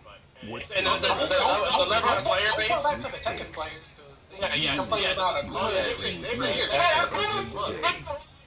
it. Jumps in a game where you're not supposed to be able to jump. Every TOTs you play, every one thing. Now let's get started. We keep getting better and better at the franchise. Yeah, it's the same game. Yeah, curveball out of nowhere. That's not what they're used to. Street Fighter, and I think in other games, Ready, like you're used to just set, having to use it every game. go.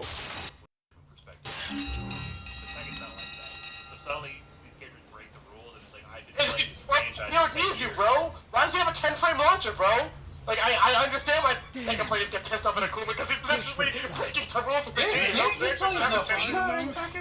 She just topped it, but she isn't in the realm of playing the rules of Tekken. Yeah, she's just mad fucking stupid. That's it. She's the 50-50 character. No. She. Every character in the game is 50. You're not doing so bad. It's more. You can't. It's really hard to hit her. She's just like, bro. Yeah, I know she has. You just fucking can't hit her. She's just running from you. But no, it's the idea that like so one of the most important things in Tekken is punishment, right?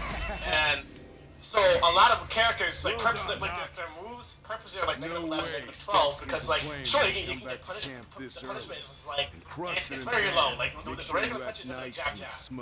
Akuma is gonna do jab, DB, empty cancel. You're gonna lose 70% of your life. I mean, I put that is probably the most like insane shit I've ever seen ever in Tekken. And that is why that character's always going to be top 1. That's good enough for me. Some Tekken players get pissed off, or even when they're playing neutral and playing and then the jump, it's just like, why is the character jumping at me and checking? What is happening? Why can't I just get TOD from it? I'm sure you guys seen that clip when that Akuma was at like 1% of health against that Jin player on the fucking Hammerhead stage. Yeah. And then he just jumps back and kills him. I don't care. That shit was sick. Epic! Offer like, bro, like that.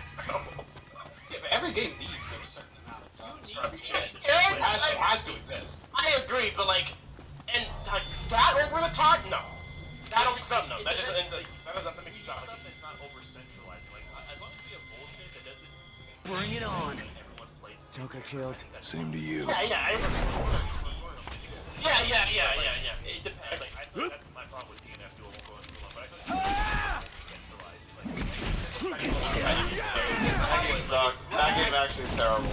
That game's just On your mark. No. Gotcha. People like it, actually, can tell you. People like broken shit. my problem with broken shit, it's not fun, bro. It's not fun.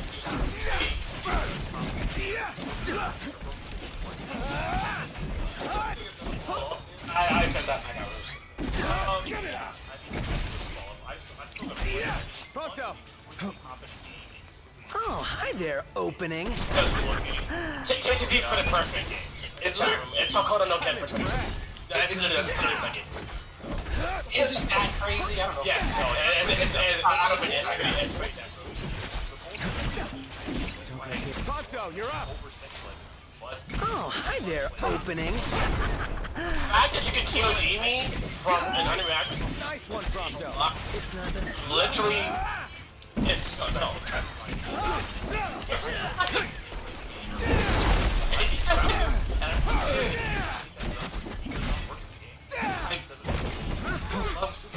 I had to watch it go to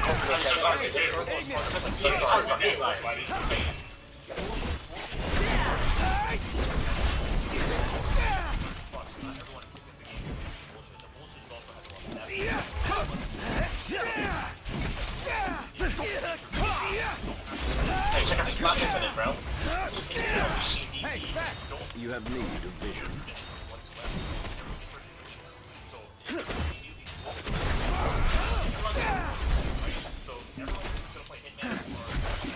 That's it.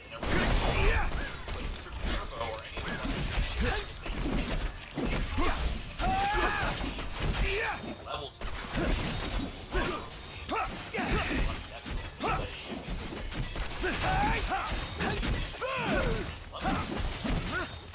There are also Skullgirls players, so I need to see time. That's what's important to me, if it's controlled bullshit. They have to be good, yeah. So, you know, Pronto, you're up. Oh, hi there, opening. Outstanding, Doc. Yep.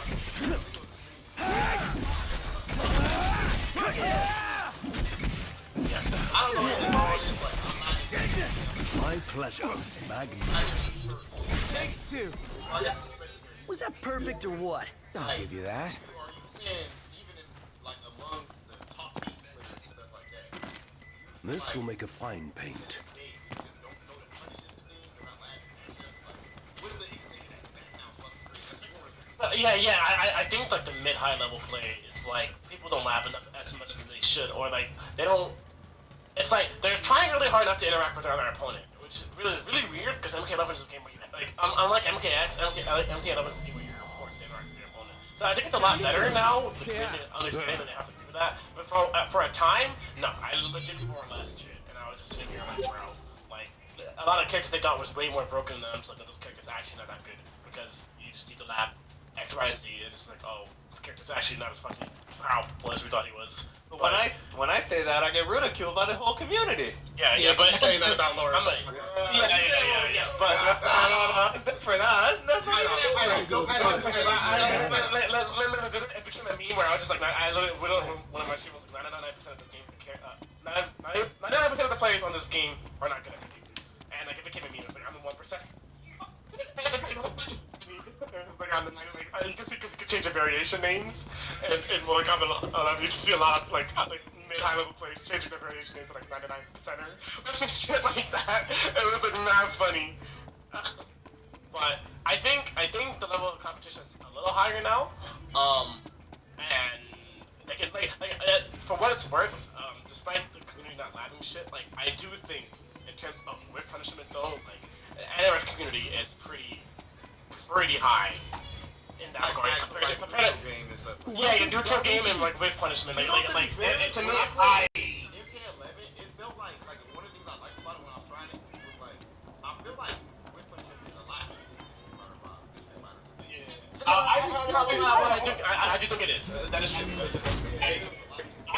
I remember Fine show. Brian came over to Street Fighter 5 and was talking mad shit about the NRS community is neutral and whip punishment, so I don't know.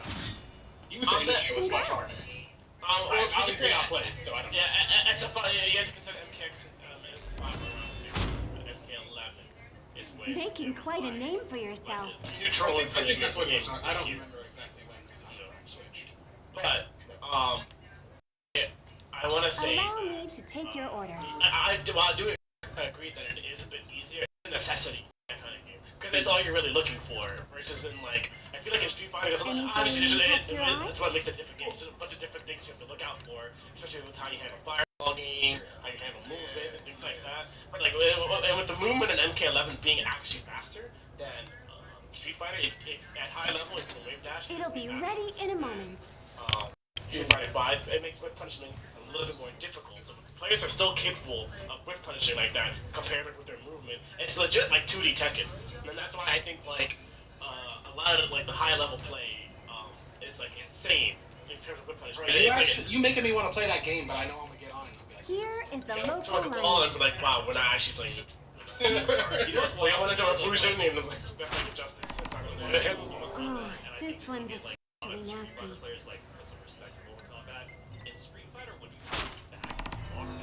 Much obliged. Yeah, right? Like, you cannot do that in NRS and Mortal Kombat, right? Take care out there. Movement is commitment. Movement is commitment. Like we don't have to Welcome commit back. to walking backwards. Walking is an option. It's like I can block What do you feel like having?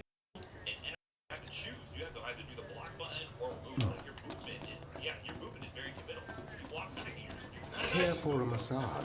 That's why wave dashing is important. Because you need to be able to catch stuff to them. You need to be able to play footsies with them. Because you can also wave dash backward if you're nasty. It's like a little harder. But you need to be able to catch up to your opponent. You need to be like. Whip punishment, I think, is way more difficult. I think in some regards than it is. Actually OGs now. Yeah. Honest players are actually OGs now. Like when I first started playing MK9, it's like I was actually able to get top 8. It was like NRS community, because NRS community didn't like form yet.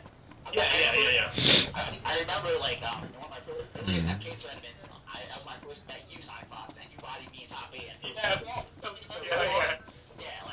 but now it's been 10 years since then. So now there's OGs. Like that community is really fucking good now. Is this place it's really breeze is quite refreshing. I think I'd enjoy the seaside this much. Well, it sounds like it's made a good first impression. It's never happened. The only closest players are actually doing that. Hey, what are you after this time? It happened MK9 days, but that was year 1. That's before we were even a community. So we can't even call it an NRS. Now we have like players that are just like you can't just sit here and just come over and think you can just win. You play Street Fighter. You never should be. Hey, come again. Yeah, but I remember that was like a huge like. You can see that. I mean, I'm sure you guys see it too. We just get so pissed off seeing that shit like that, bro. The ego of the Street Fighter 4 era players was wild. Like the Amino 2010 are pretty much getting good with the people who were Street Fighter 4. They would say shit like that all the time. I remember like my sensei taught me Street Fighter 4. You know, he's my boy, but I remember he said like, bro, you don't pick that melee like make me godlike like winning. And I was like, no.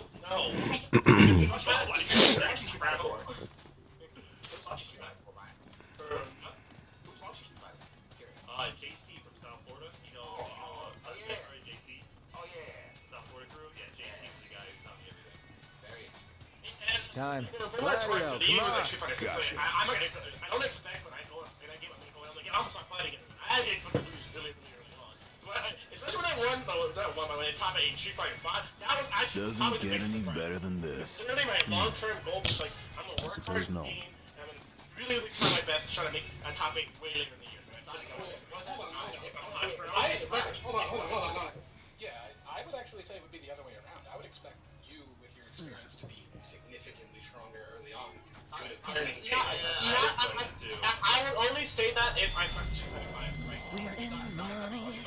We're in the money.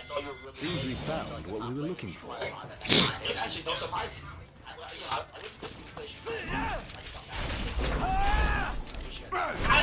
with you. It's like the coolest.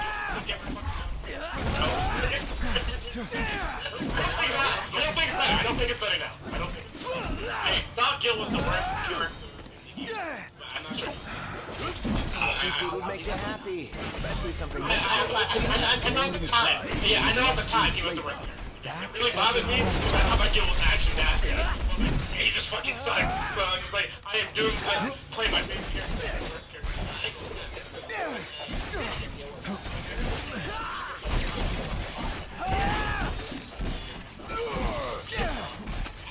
I actually remember too much of it. I used to want to do your fight.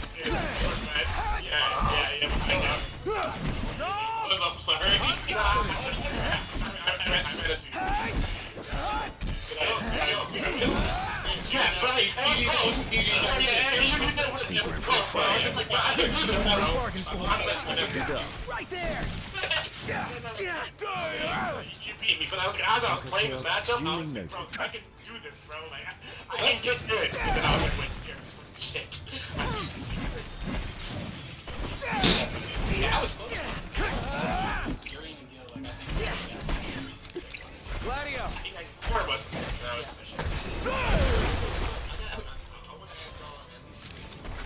Nice work, Gladio. Agnes!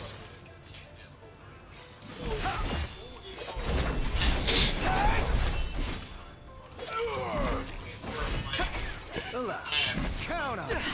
Here it is.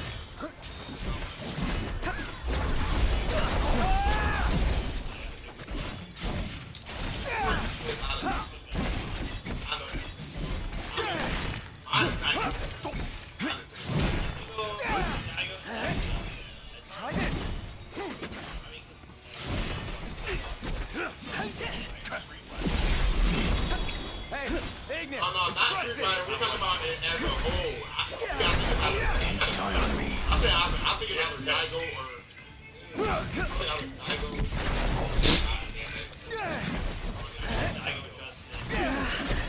Things are getting a little clammy.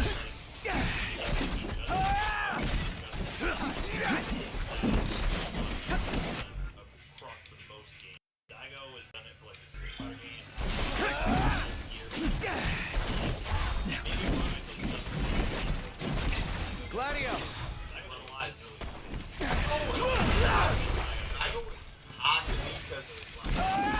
Nice work, Gladio!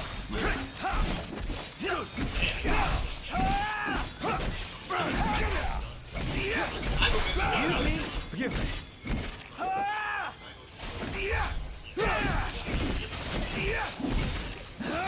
Biggie, go for it! Uh-huh.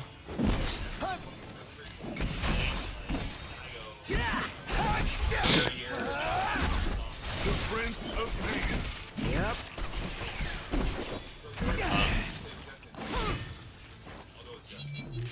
Oh, that was a close call.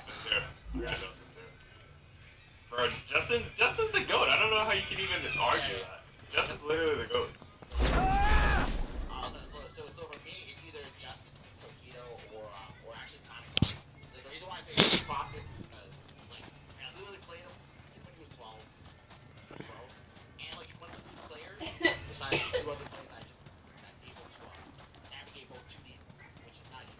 I remember when I tried to play Tekken, from a body perspective, I was like, bro, like, how do you train for it? Like, you press buttons. That hard? No, I mean, I understand now, but you're coming from a 2D perspective, where if you're in the corner, you're in the corner, you're in negative room. And trying to understand that, like, it can be a while around that. So, like, that's why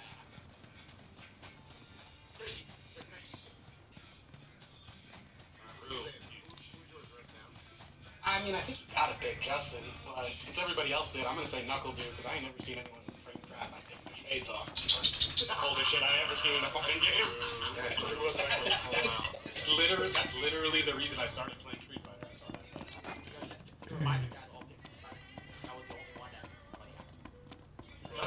Justin Wong is not a Street Fighter. I'm saying Justin Wong is the GOAT with either one. Yeah, I just say Capcom. I say Capcom side.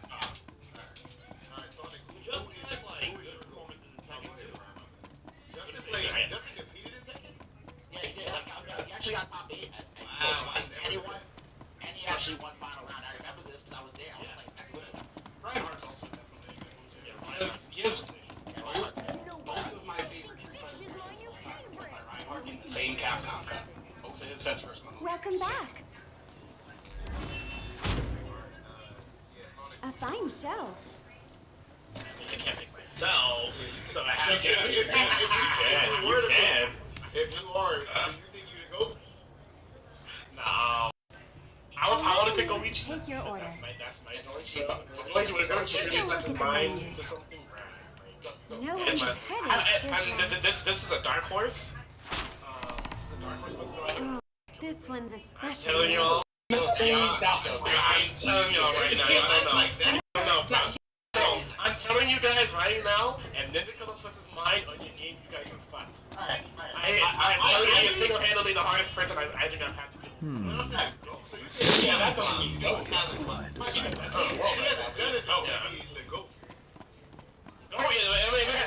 said. Yeah. Go in terms. I would have to.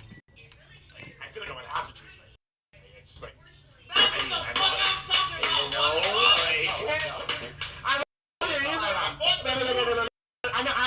I'm gonna keep it a stack. I'm gonna keep it a stack, Justin. I'm gonna keep it a stack. I'm gonna keep it a stack.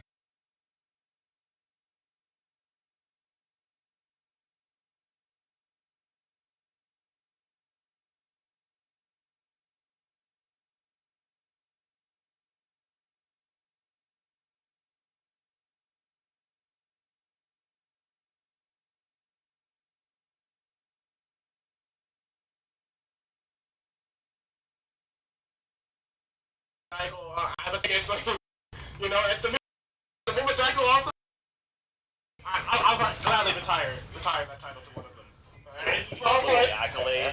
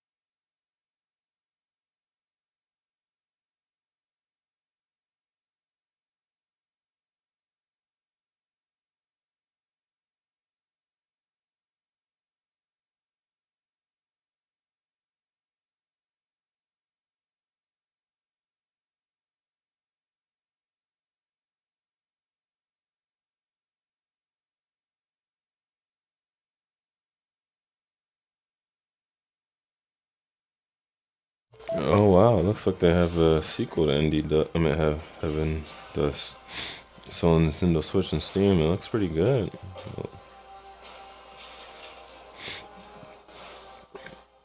Yeah, graphically, it looks pretty interesting.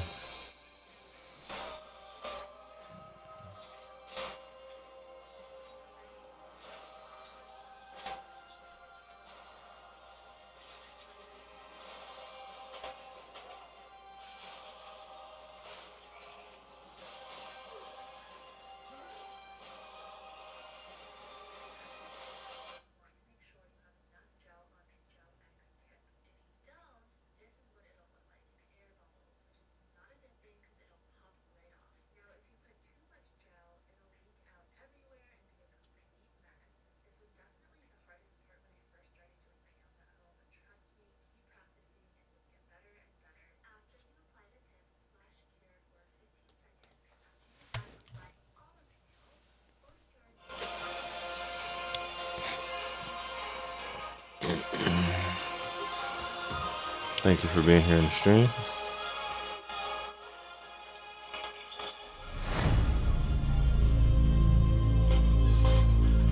Let's give it a fair shake, you know, audio and everything, uninterrupted before we get into the Roofamonger.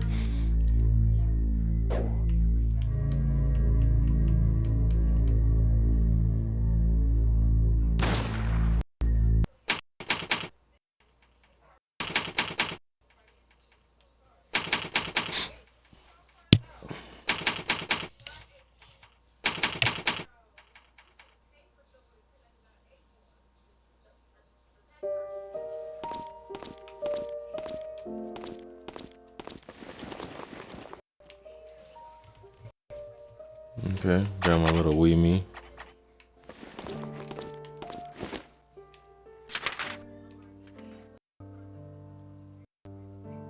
Rainy days make me all moody. Bob keeps yelling at me to get more things done. I was busy all day long in the utility room. Another miserable rainy day. Another busy day in the bloody utility room. And I lost the only extra key. Hope I can find it before Bob finds out these boxes I was carrying. Oh wait, before Bob finds out.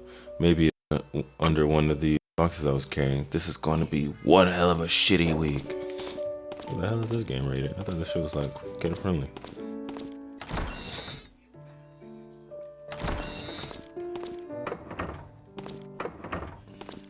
Oh fuck. This nigga really okay, this nigga really locked in a goddamn room.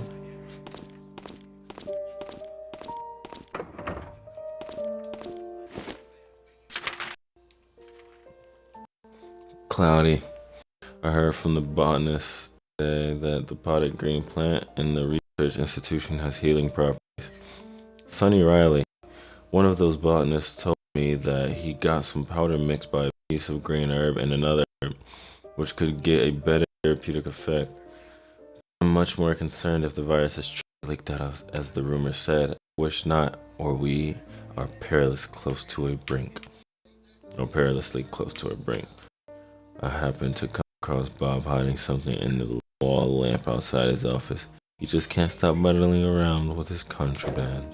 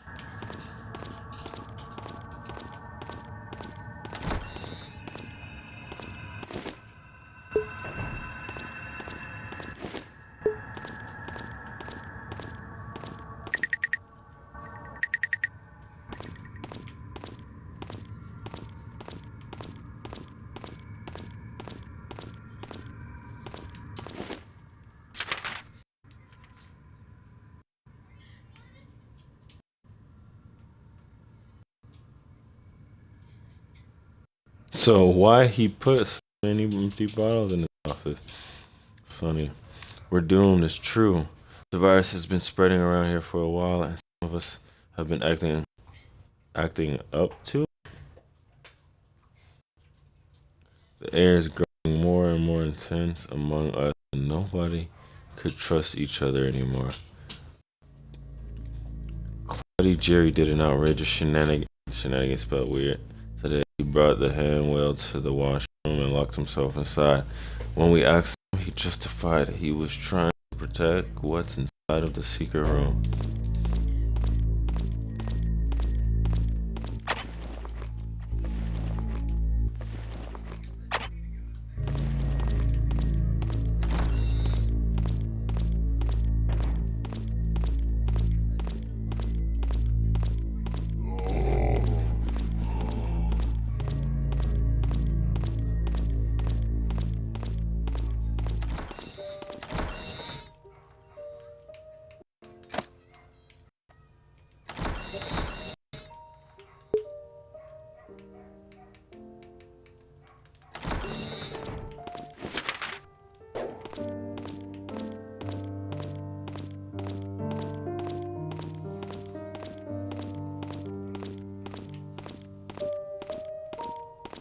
I should move back to where I was at. What the fuck?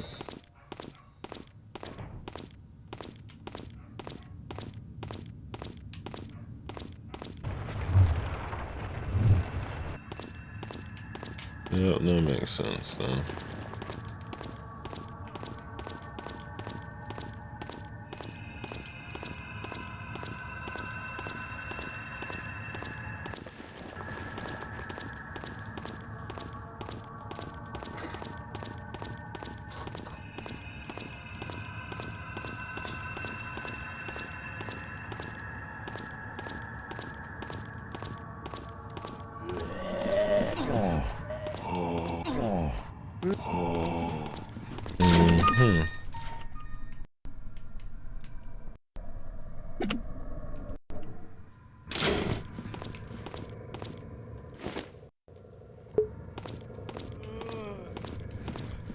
Oh shit, dog.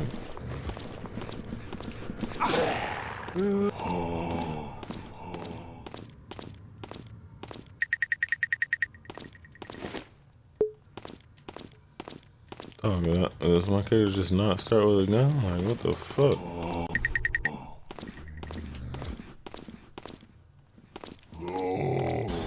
Oh shit! Yeah, fuck out of here, fuck out of here, fuck out of here.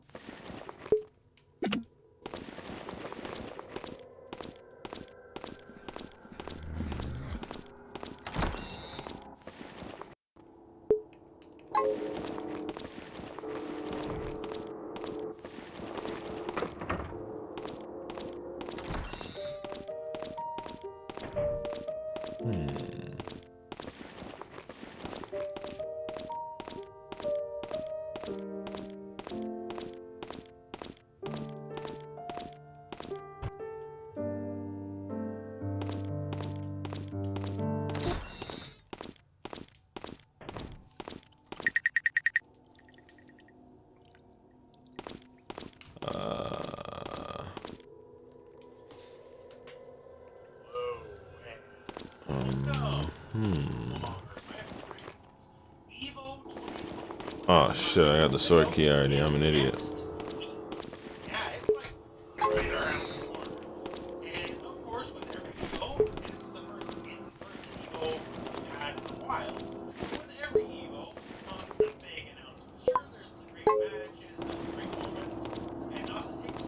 Oh yeah, that's definitely like Resident Evil.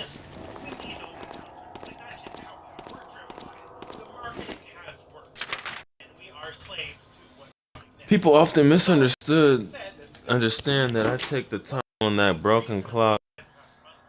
As a reminder of the password to open the safe. I just laugh it out and wave it off. It's favorable to me anyway. Although a 3-digit code is not that hard to remember, I often get confused as I grow older. Or maybe it is because of all the stress coming from my job. So I decided to find a way which would help me to get the correct password. Lay on the sofa, on and appreciating the pictures. P.S. The broken clock is related to a piece of code, but not my save code. Damn it! One of the Dutchers Tiger attacked Riley last night, and he's clearly zombified right now. I'm not sure if we can still hold this situation under control. I sure hope that I don't need to put the gun in my safe into action. More and more personnel are getting affected. I have removed the 2 pictures in the southern corridor to put later in the office. No one could trigger the hidden mechanism now. And not only that, I'm gonna call it that there's gonna be more than one. Like, say we get like the E-Honda trailer, right? But no, it's not gonna stop there. I believe there will be multiple character trailers, at least multiple character reveal trailers on at EVO 2022. Not necessarily showcasing the entire roster. You do know what the whole roster is, right? But still, I think at minimum 2 characters, if not more, will be revealed with proper gameplay and all that on site for Street Fighter 6. Also, they've made hints on how they want to make it playable for people who can't attend all the shows. That's basically something like some manner of beta. And if there's ever a time to announce a Street Fighter 6 beta, EVO is it. There's no better time.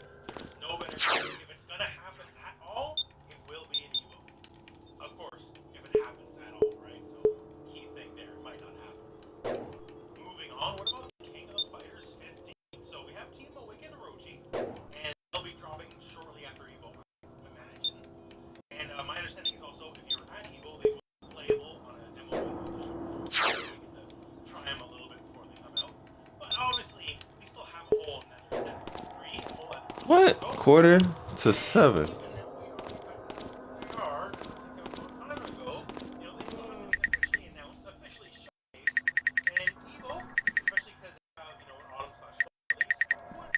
Up at 6:45. I'm looking at it. 1, 2, 3, 4, 5. That's almost 7. It's almost 6.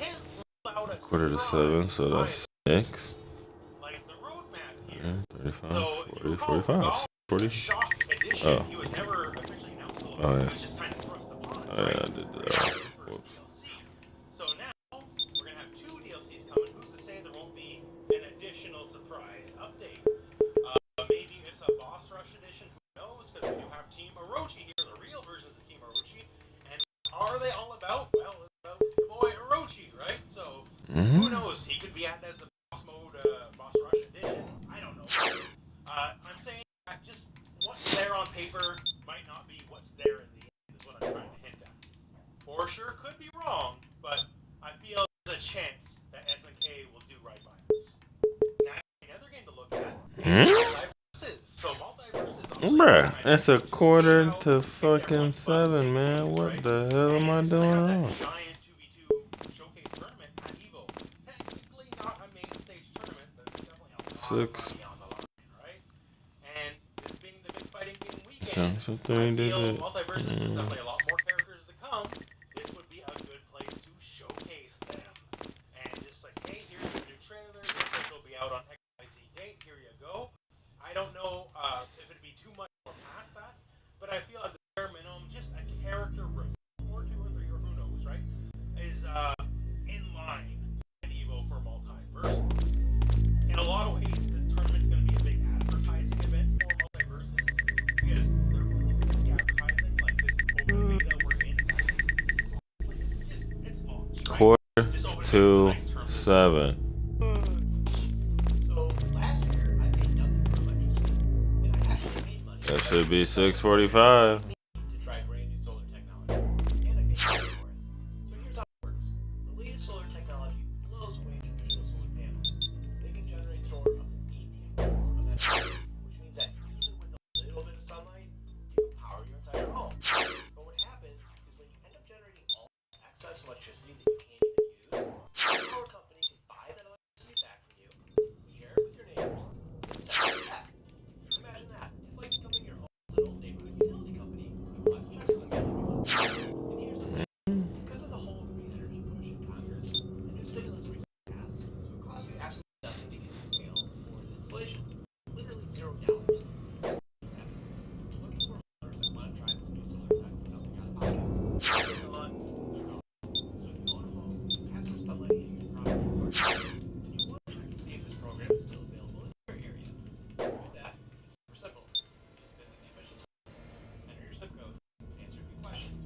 takes like 60 seconds. So go ahead and do that now. Click the link to visit the site and look up. It's totally free. It only takes 60 seconds to check.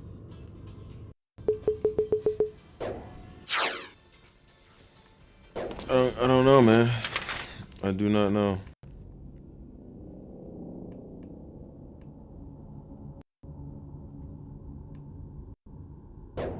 One simple but brilliant trick to cool your home in 90 seconds. Tired of hot and stuffy rooms during summer? This genius way to cool any room in 90 seconds. Zero Cold is taking over the market like crazy in the US. An ingenious college kid from Phoenix just destroyed the billion-dollar AC industry by building a device that can cool down any room in record time. Martin designed the invention after budget cuts left his school with a broken aircon system in sweltering hot summers. He and his fellow classmates had to study for their exams in 95-degree temperatures. And when their plea for the AC system failed their fears, Martin decided to take matters in his own hands. Blessed with a gift for engineering and a desire to help his classmates, he was able to reverse engineer aircon units. Using the Bernoulli physics principle that powers all major types of cooling systems, he built a one-of-a-kind device that creates a perpetual cooling loop, recycling the cold that's generated so that none of it goes to waste. Super cool gadget to school.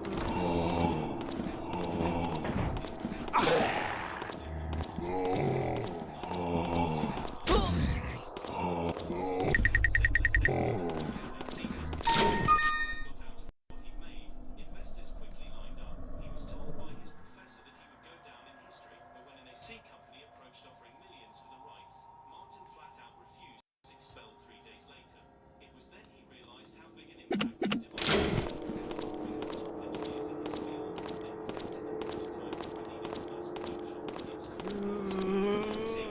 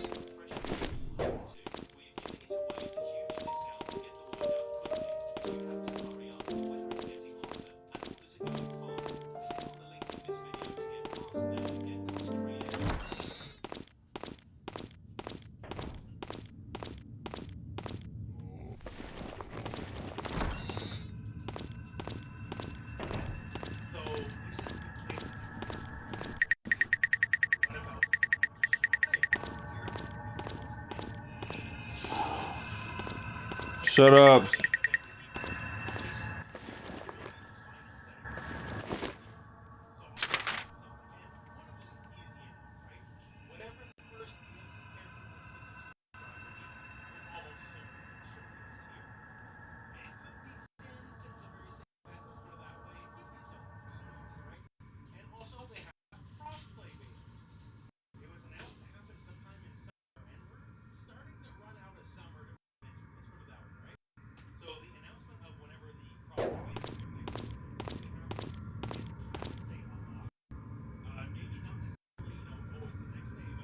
It's halfway. 1, 2, 3, 4, 5 ones. And 3 pictures. 1, 1, 5, 3.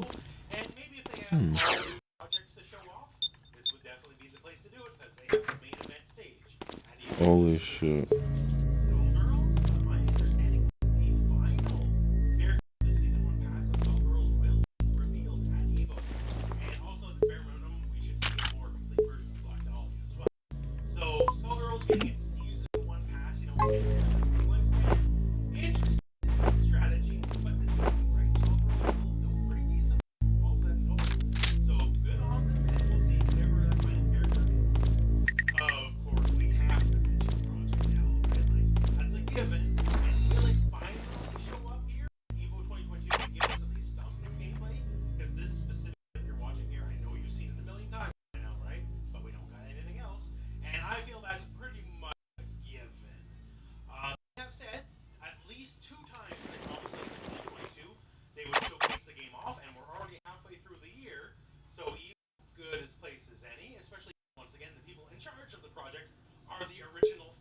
characters of Evo.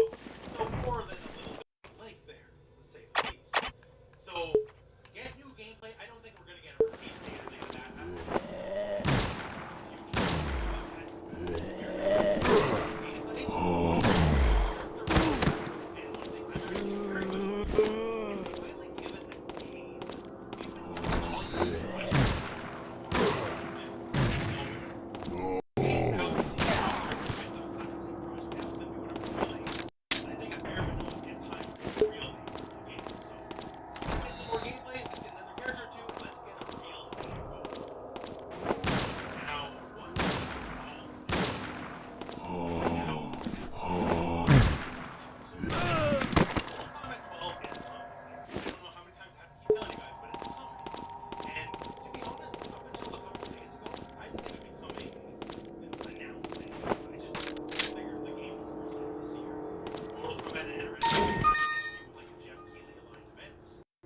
So I figured that would be the place until I saw this tweet here.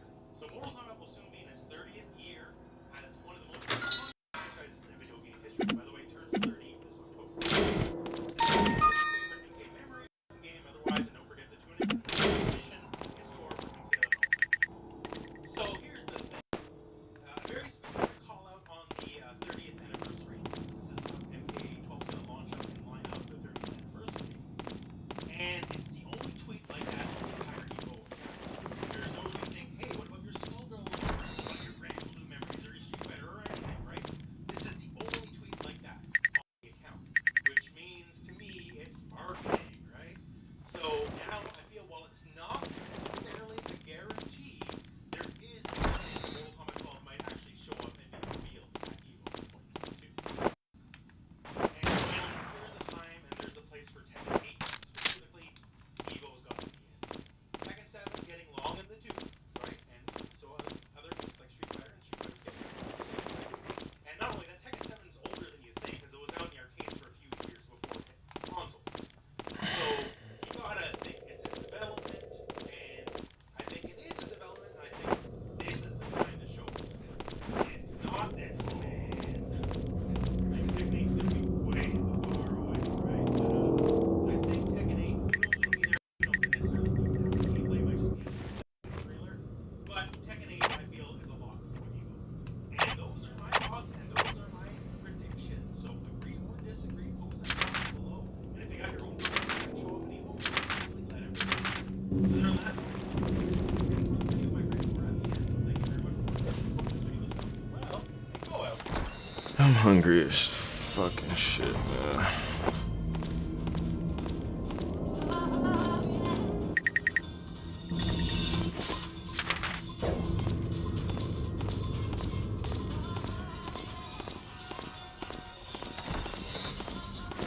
Oh shit.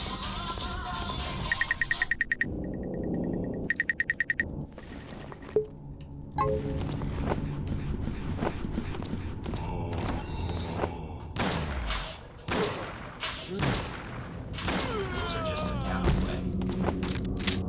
In my last video, we took a close look at Resident Evil's first side game, Survivor. And we took a close look at Resident Evil's first side game, Survivor. An enjoyable, low-budget first-person shooter with some of the worst voice acting you'll ever hear in a video game. It also did not release with the controller it was designed for in its biggest market. Even after getting universally panned at its release, Susie looks crazy good, man. What, long hair? Like bangs and shit? the Gun Survivor song. The following title, Gun Survivor 2, Code Veronica, feels even lower budget than its predecessor, given its lack of voice acting, story, and complete asset from its source material. Despite it being a Japanese, I have played it. And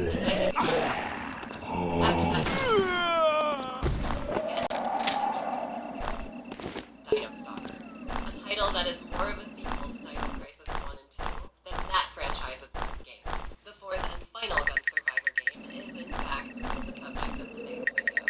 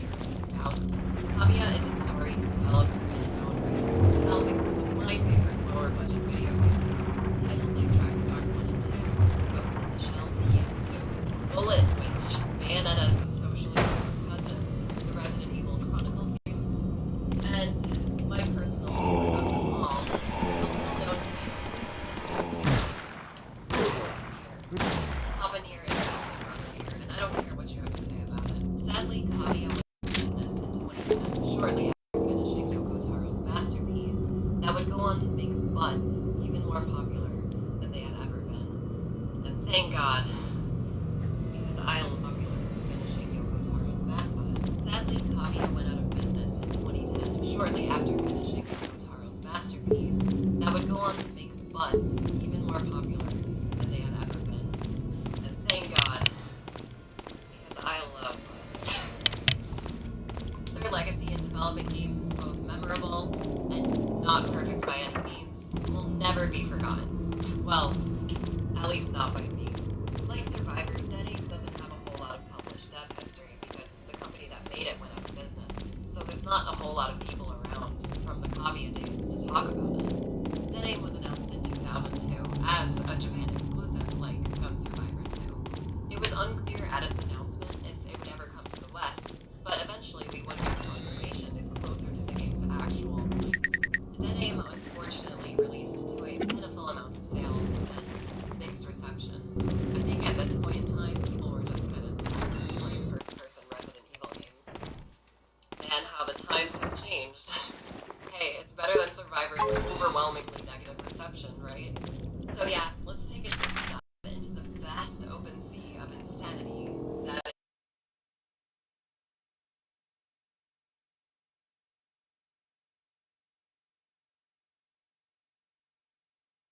Resident Evil title call. Why? No one knows. But it still sucks.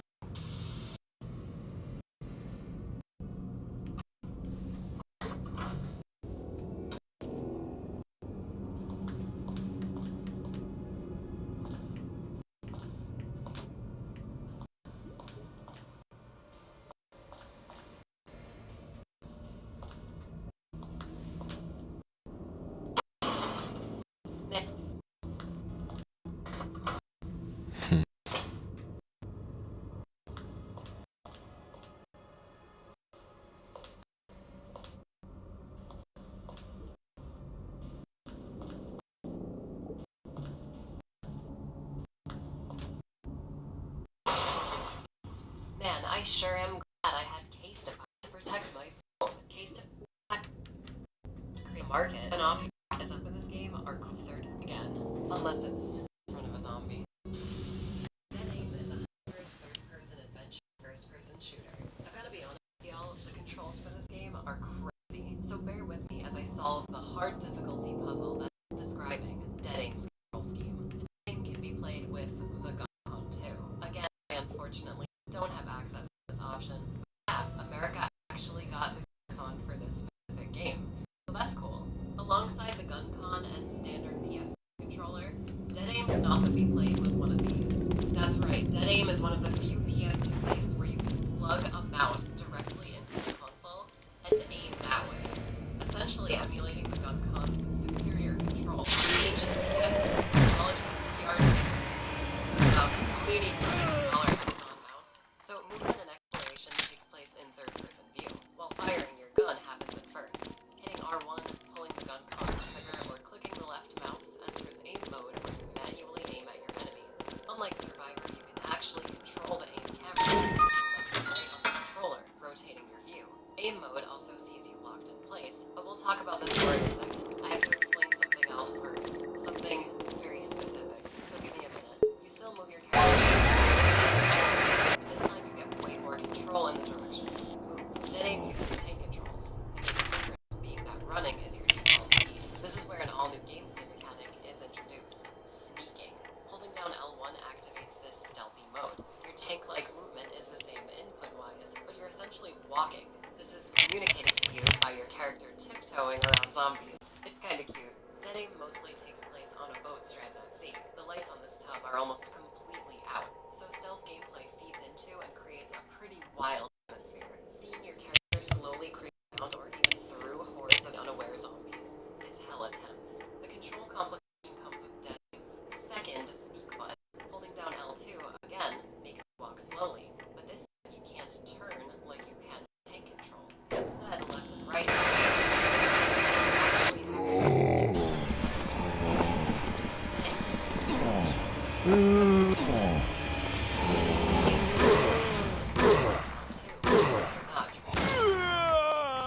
I mentioned before, entering aim mode on a controller allows for rotation and vertical crosshair movement on the right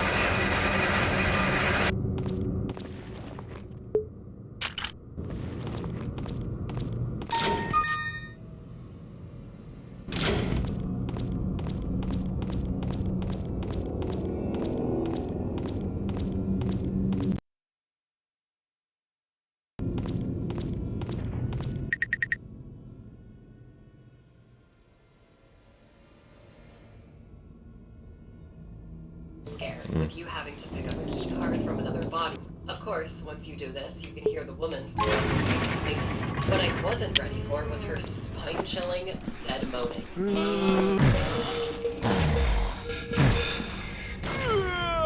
This right here scared the shit out of me. I don't know who they got to do the female zombie voice, but gosh darn, they actually sound dead.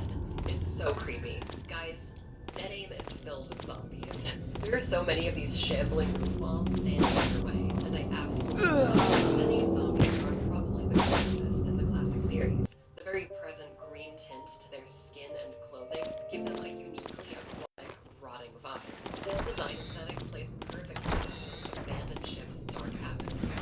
For most of the game, you can find there are special variants and a plethora of monsters. There's not a lot of enemy variety, and for the first time ever, I think there isn't. You spend most of your time and underwater, so things like zombies and spiders make a whole lot of sense in the setting. I do think not including an aquatic liquor is a big missed opportunity, since stealth plays a prominent role in Dead Aim. Imagine creeping down a swaying dark corridor after just escaping a horde of zombies, and then hearing a demonic liquor sound.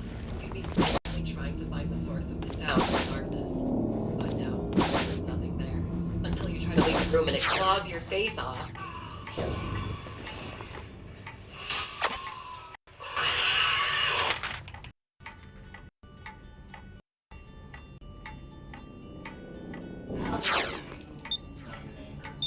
It's been a challenge to know our neighbors. We kind of all keep to ourselves. Really have a chance to introduce yourself or get to know. We see people walk past our house, we don't know their names. I'm gonna show you some pictures. Sitcom villains. Ah, they need you much. They were great. I watched it all the time growing up. Let me have you look at this first photo. Do you know who this family is? No. Yeah, that's on this one. So do you know who this is? I have no idea. Yeah. They live down the street. Oh, wow. Oh my God.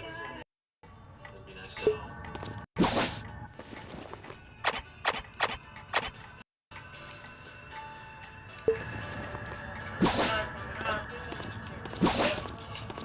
Take a look. What do you think? Great. And extra small.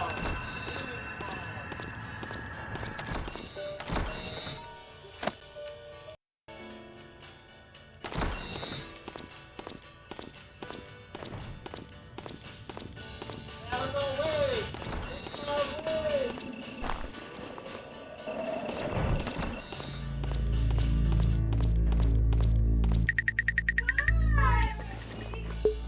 It's been a really beautiful experience. New people in our lives, new friendships. It's been wonderful meeting the neighbors and just to come together and connect. It's been amazing. I think there's going to be a lot more of this. Yeah. I hope there's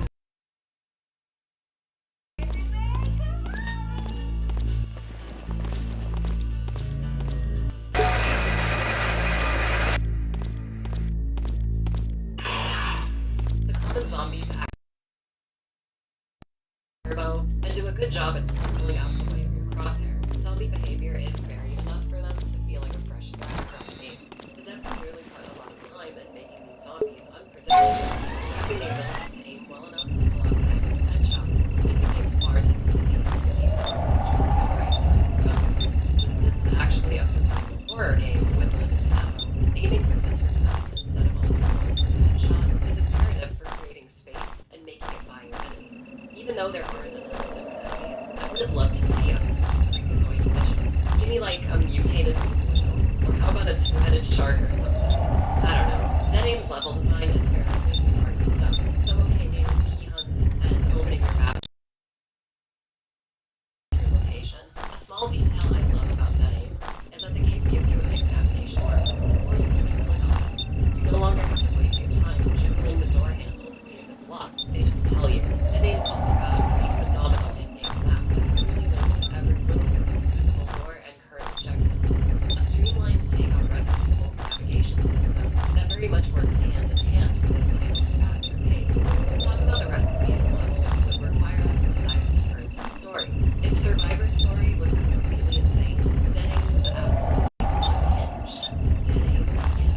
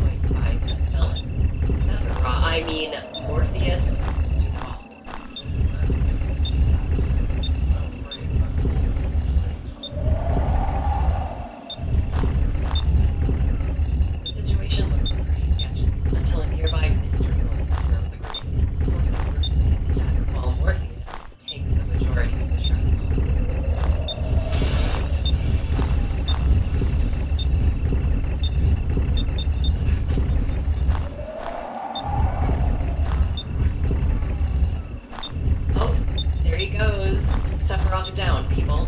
After the explosion knocks him on his ass, Bruce heads inside the boat, sneaking around a few zombie hordes and finding the key. Bruce meets up with our Mr. Oh, did I say he meets up with her? I meant to say he gets his ass kicked by her.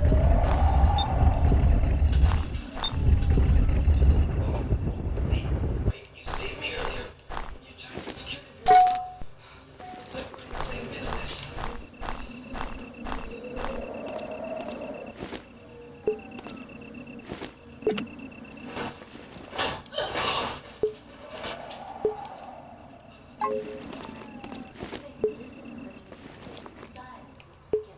Already know my name.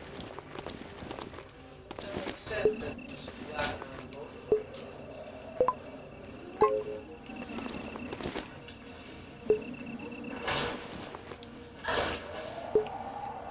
Oh god, is it just me or is Bruce's neck a little messed up? So, Fong Lin is a Chinese agent who happens to be on a similar mission. Stop Morpheus from launching missiles at various cities around the world. So we're dealing with an outbreak and a global terrorist plot. So the voice acting in Dead Aim isn't bad per se, it's just bizarre. Bruce's southern accent lights my soul on fire every time I hear him speak. He's actually voiced by this game's co-composer, Roger Maya, a very cool dude responsible for creating a ton of classic anime theme songs, including some of the OST from Cowboy Bebop's which is so sick. Yeah, that's Bruce McGivern singing those songs. By the way, Raj is not from the American South, if that wasn't obvious by his accent. If an RE game isn't badly acted, it's badly accented. Anyway, after getting wrecked, we explore more of the ship. We power on all of the electronic locks to the guest rooms, head through a cozy casino, find a shotgun in a zombie-filled kitchen, and head outside where we discover a closed panel that leads deeper into the belly of the ship. The panel requires a valve to open, so we head back inside. I can't stress enough how good Dead Aim's atmosphere is. The very subtle swaying of this dead tanker's environment, coupled with synthy horror stings, does an amazing job at emphasizing the dark mystery. After reading a file detailing the location of the we head over to the boat's storeroom, where we're ambushed by something big.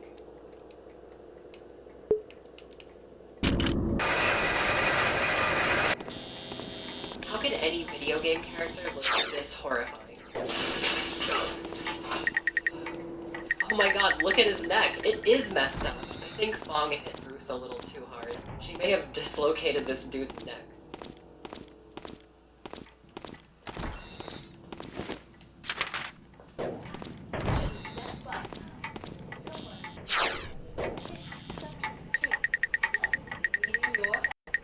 Fong Lin steals the valve handle we just found as we get to play as her. We basically race Bruce back to the closed panel.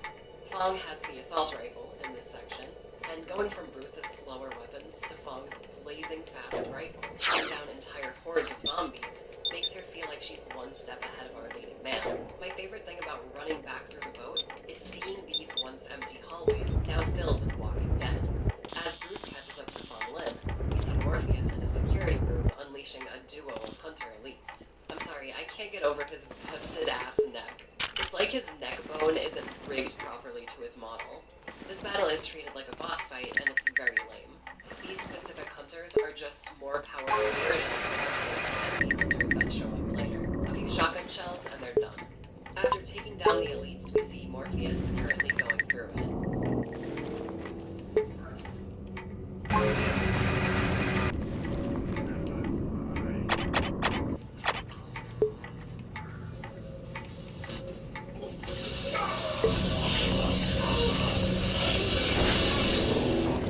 Snap, I can't wait to see his electrical mutation. I bet it's gonna be gross and scary.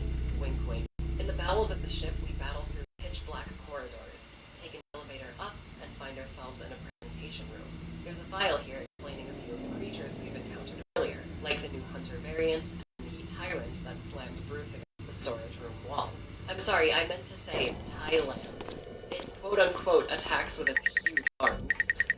Part of the file also delves into a new virus, a combination of the T and G viruses that have electrical results. That must have been the concoction of Morpheus injectors.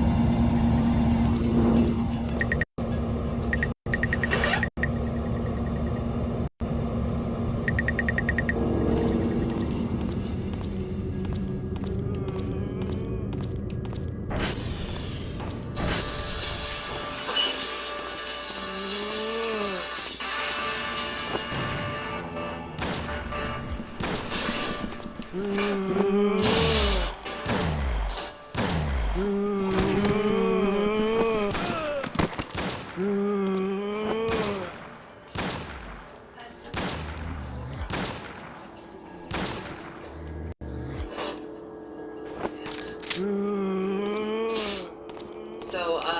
Orpheus literally transitioned to female after injecting herself. Hold on.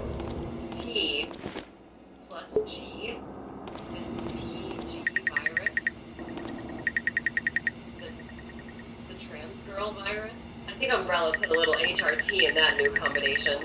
There's actually a really cool fan theory about how viruses in the market universe work, and I think it totally applies to Orpheus. The theory goes that each virus affects a subject differently depending on their personality type or immediate environment. William Birkin in RE2 is very mad about Umbrella betraying him and stealing his life's work. That rage is represented in his G-virus mutation, an unrelenting monster whose rage cannot be stopped. You even see the monster and man fighting for control. Irving in RE5 is a low-level businessman who everyone steps on to get at his money. When he mutates, he becomes larger than life, a physical representation of how he's always wanted to carry himself. Morpheus is a villain obsessed with the concept of beauty. She's always going on about it. Her mutation being a feminine form equipped with ballistics, a higher voice, head tentacles in the shape of long, beautiful hair, and my favorite detail, her clicking organic all suggest that on the inside, Morpheus feels like a woman, potentially making them a trans character. Jumping ahead a little, the other characters don't really comment on this. It's not played as a joke either, like so many other cowardly pieces of media from the 90s and early 2000s. It just kinda happens, and at no point is Bruce like, "Hey, Fong, why the hell has Morpheus transitioned? I don't get it." I'm certainly not gonna imitate Fong Lin's accent. I honestly can't believe I'm discussing whether or not a character in a Resident Evil game is trans. But hey, a lot of fans believe this is the case, and I'm inclined to as well. It's pretty cool. Up yours, woke Morpheus. We'll see who cancels who. So Morpheus is kind of a pursuer monster in this part of the game. She can't be killed, so you just have to run away looking for a specific key. There's a total Looney Tunes moment where Bruce has to crowbar open a series of boxes to find a key card. But it's random, so Bruce is just like, "Hey, give me a minute, I gotta crowbar these crates open, bro." Ma'am, I swear I didn't do that intentionally. I'm an ally, I promise. Seeing Morpheus flail at Bruce and then robotically stand there waiting for him to get back up is also unintentionally hilarious. After finding a key card and opening our escape, Bruce runs into Fong. God, Bruce runs like such an idiot. Oh my god, his neck! As Fong Lin, we power up the door, letting Bruce through, and then Morpheus.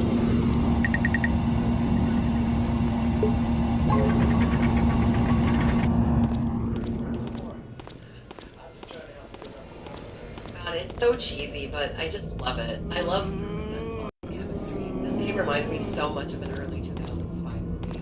As we make our way back to the guest area, we get to the boat's control room.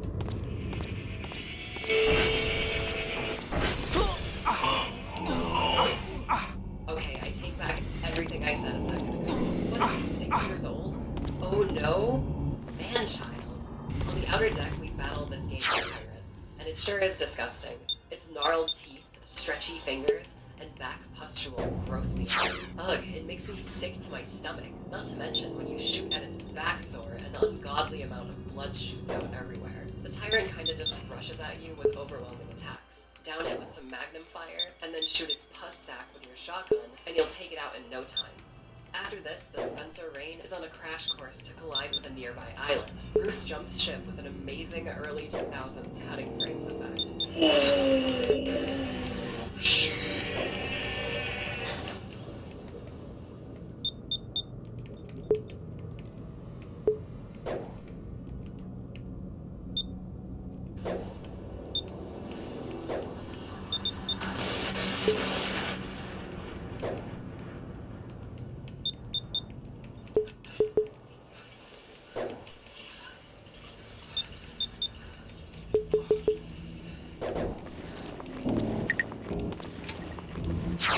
Bruce's walk through this lonely town, underscored with moody synths, got me so hyped to see what was coming next. It's a boring ass story. No, seriously, this part of the game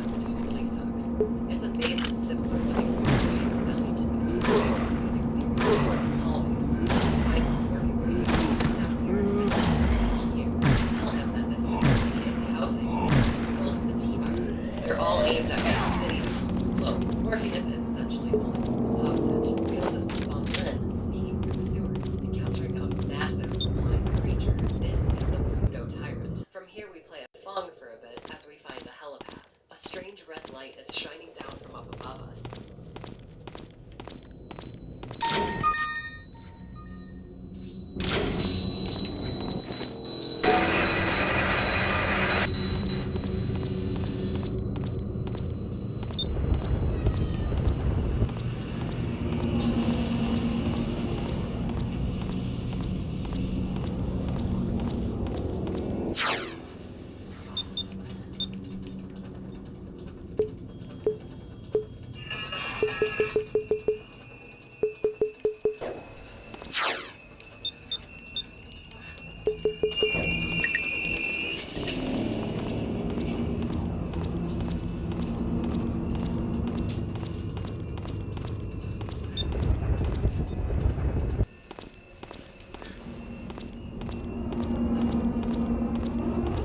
Second time Bruce has straddled this poor woman with his busted neck. Get off of her, you creep. Bruce removes a tracking device from Fong's arm, because now the Chinese government is trying to take her out since America won't pay ransom money to Morpheus.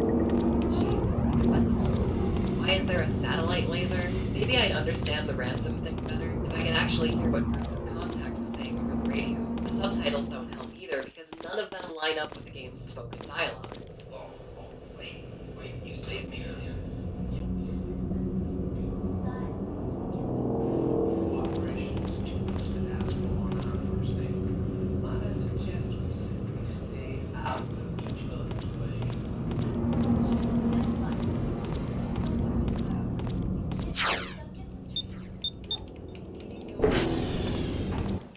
How did this... This is crafting a moment that changes everything. This is all your teams working as one. This is the system you built, creating a lasting impression. This is how. Airtable. How did this get past testing? As the two make their way to an elevator leading to Morpheus' secret lab, Pluto comes along. Pluto is a hard-hitting bullet sponge, but the awesome thing about this battle is it's entirely possible to get through it in stealth. Land every shot perfectly on its exposed brain, and this thing will go down in about a minute. Again, this creature makes me sick to my core.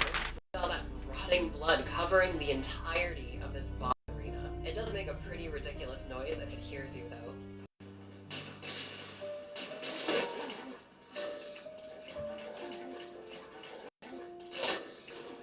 Look at him prancing around. It's the most disturbing and stupid thing I've ever seen. As the elevator descends into the deep sea lab, Morpheus shows up, cutting the lift's cable.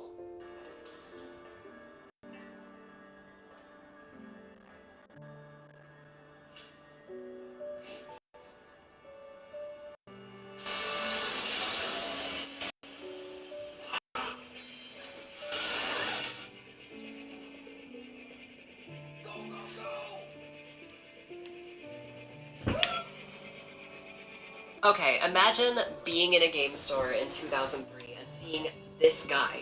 Man, he's so cool. I have to buy this game just to see what he's all about. What cool things is this Paul Walker wannabe up to? Then you play the game and see this face. This dislocated neck, toilet bowl white teeth, skinny ass broken wrist fool. I just can't get over how insane Bruce looks in every cutscene. It's like a gift and a curse. What is that hand, though? The last part of this game takes place in the lab. Morpheus' lab is not unlike other RE labs, but I feel like the devs put extra time into this game's finale. It's not just a run to the finish line. You fight an insect swarm boss, and do a few different puzzles like opening a voice-activated lock. Yeah, they just recycled that one from Resident Evil 3.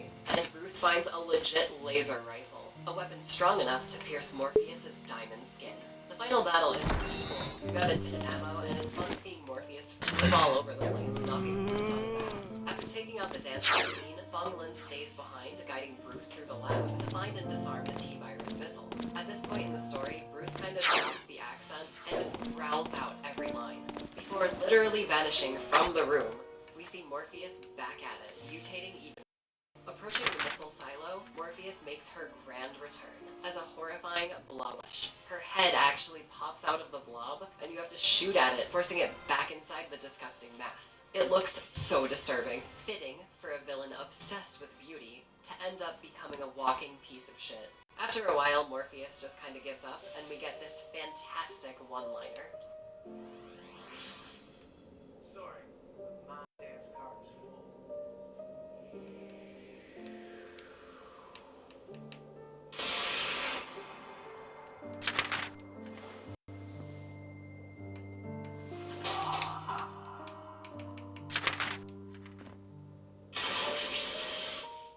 Morpheus grows to an unbelievable size and actually absorbs the explosion from the missiles.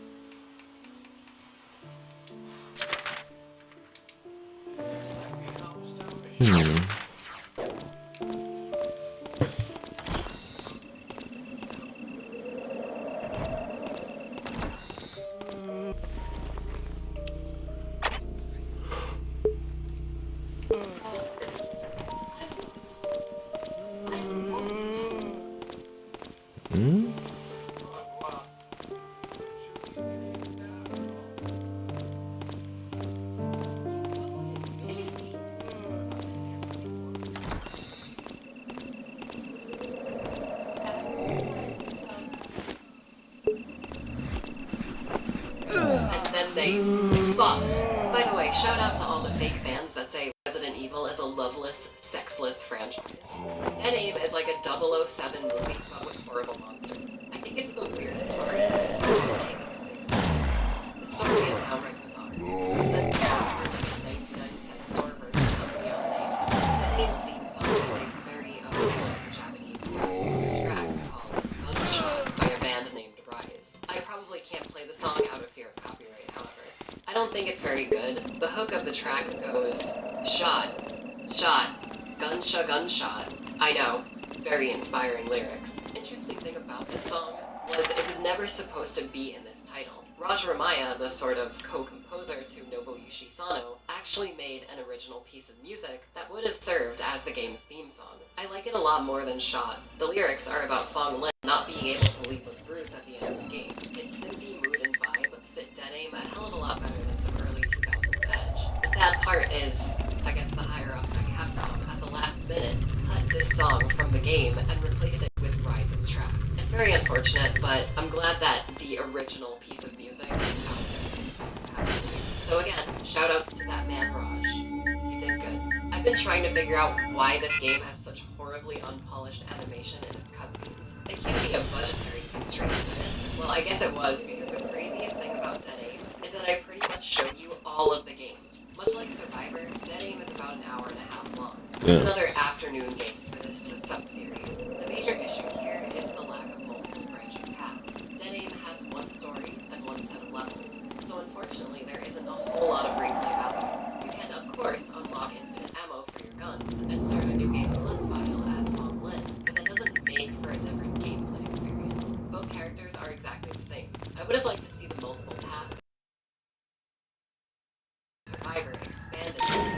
Like I mentioned at the start, Dead Aim was the death knell of the Survivor sub-series. It sold almost no copies, and most people haven't even heard of it. I wish I could say that was a shame, but it kind of isn't. The content you were getting was unacceptable to justify its price tag at the time.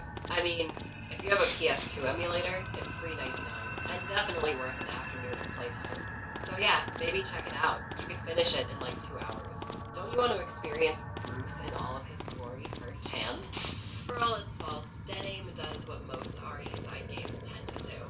Charm you with its outrageously bad voice acting and weirdo story, while also What kind delivering of fucking world is she living in? Like, is that her shower in her room? Or probably is it not, a because balcony? there's a trans woman in it. But that's a story for another time. I was really surprised by the reception of my Survivor video. I thought it was really cool reading comments, seeing people thank me for giving that game a swap. Actual Survivor fans came out of the woodwork to celebrate that game with me, despite how universally panned it's been for years. I hope you guys enjoyed this special 2-part retrospective on Survivor and its sequel. Dead Aim isn't the best game out there, but it strived to be different. It did something unique with Resident Evil, even before RE4's revolutionary release. The characters are goofy, the story is fun, the music is phenomenal, the atmosphere is great, and I don't know, I just kind of love it. So, I'll never forget you, Dead Aim. Remember guys, heroes never die.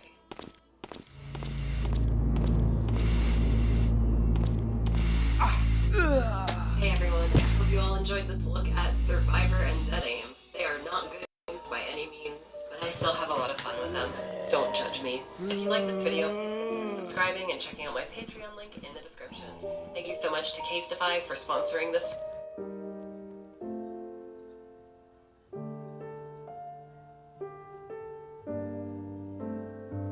What do you want? Want a job that I don't. At Full Sail.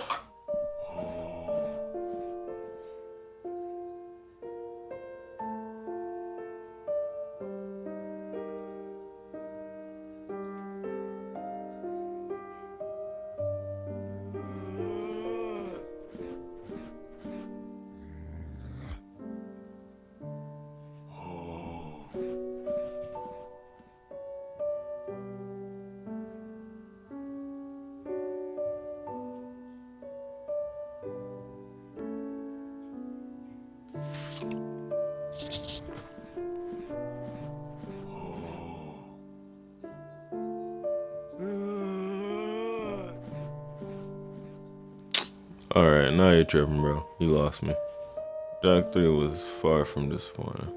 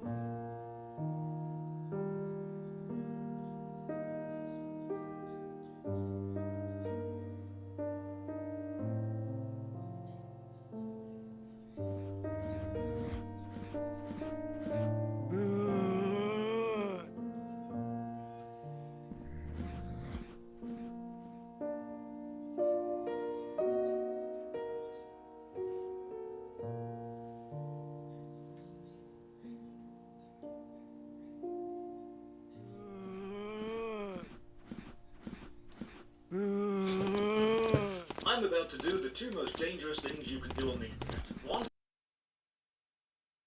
Star Wars. And then 2, I'm going to say good things about Star Wars, so everyone's equally upset. Here we go. Star Wars.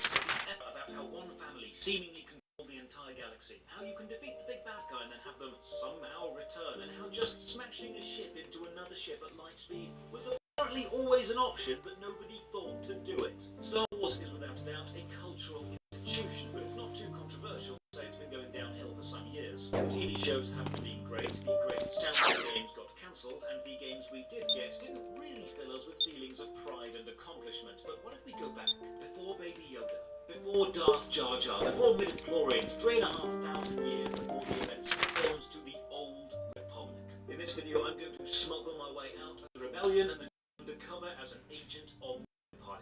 Ladies and gentlemen, welcome. I'm Josh Hayes, and this is Worst MMO Ever, a show where I play every MMO you can find in an attempt to find the worst. Drop a like on the video or sub to the channel for more MMO stuff. Ring the bell for all the future notifications. As usual, a massive thank you to all the supporters on Patreon and to keep the channel alive. More information and valuable support at the end. But now, let's begin. There are certain narrative setups which just lend themselves to adventure. Pirates sailing the seas, archaeologists exploring tombs, spaceships seeking out new worlds and new civilizations. The vast openness of the possible. Star Wars is a perfect foundation for an MMORPG. Endless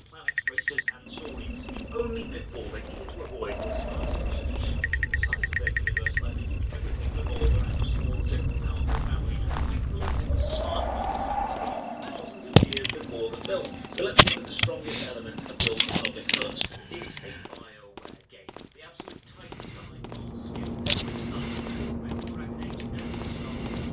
Knights of the Old Republic. There's no design, story-driven, choice-filled, companion-heavy RPG games, but find out. First off, inside, 19 both, but I'll start nice and simple. Galactic. Now to choose a class. Origin. Each side has 4 main classes. They may be troopers, Jedi Councilors, smugglers, Jedi Knights, and Sith Baptizers, Inquisitors, and classes has further specializations within it, which can specialize into the tanky vanguard or the damage healer. The Sith Inquisitor can go for lightning damage healer, Sorcerer, or tanky assassin, so there's lots of choice within playstyle. And this choice matters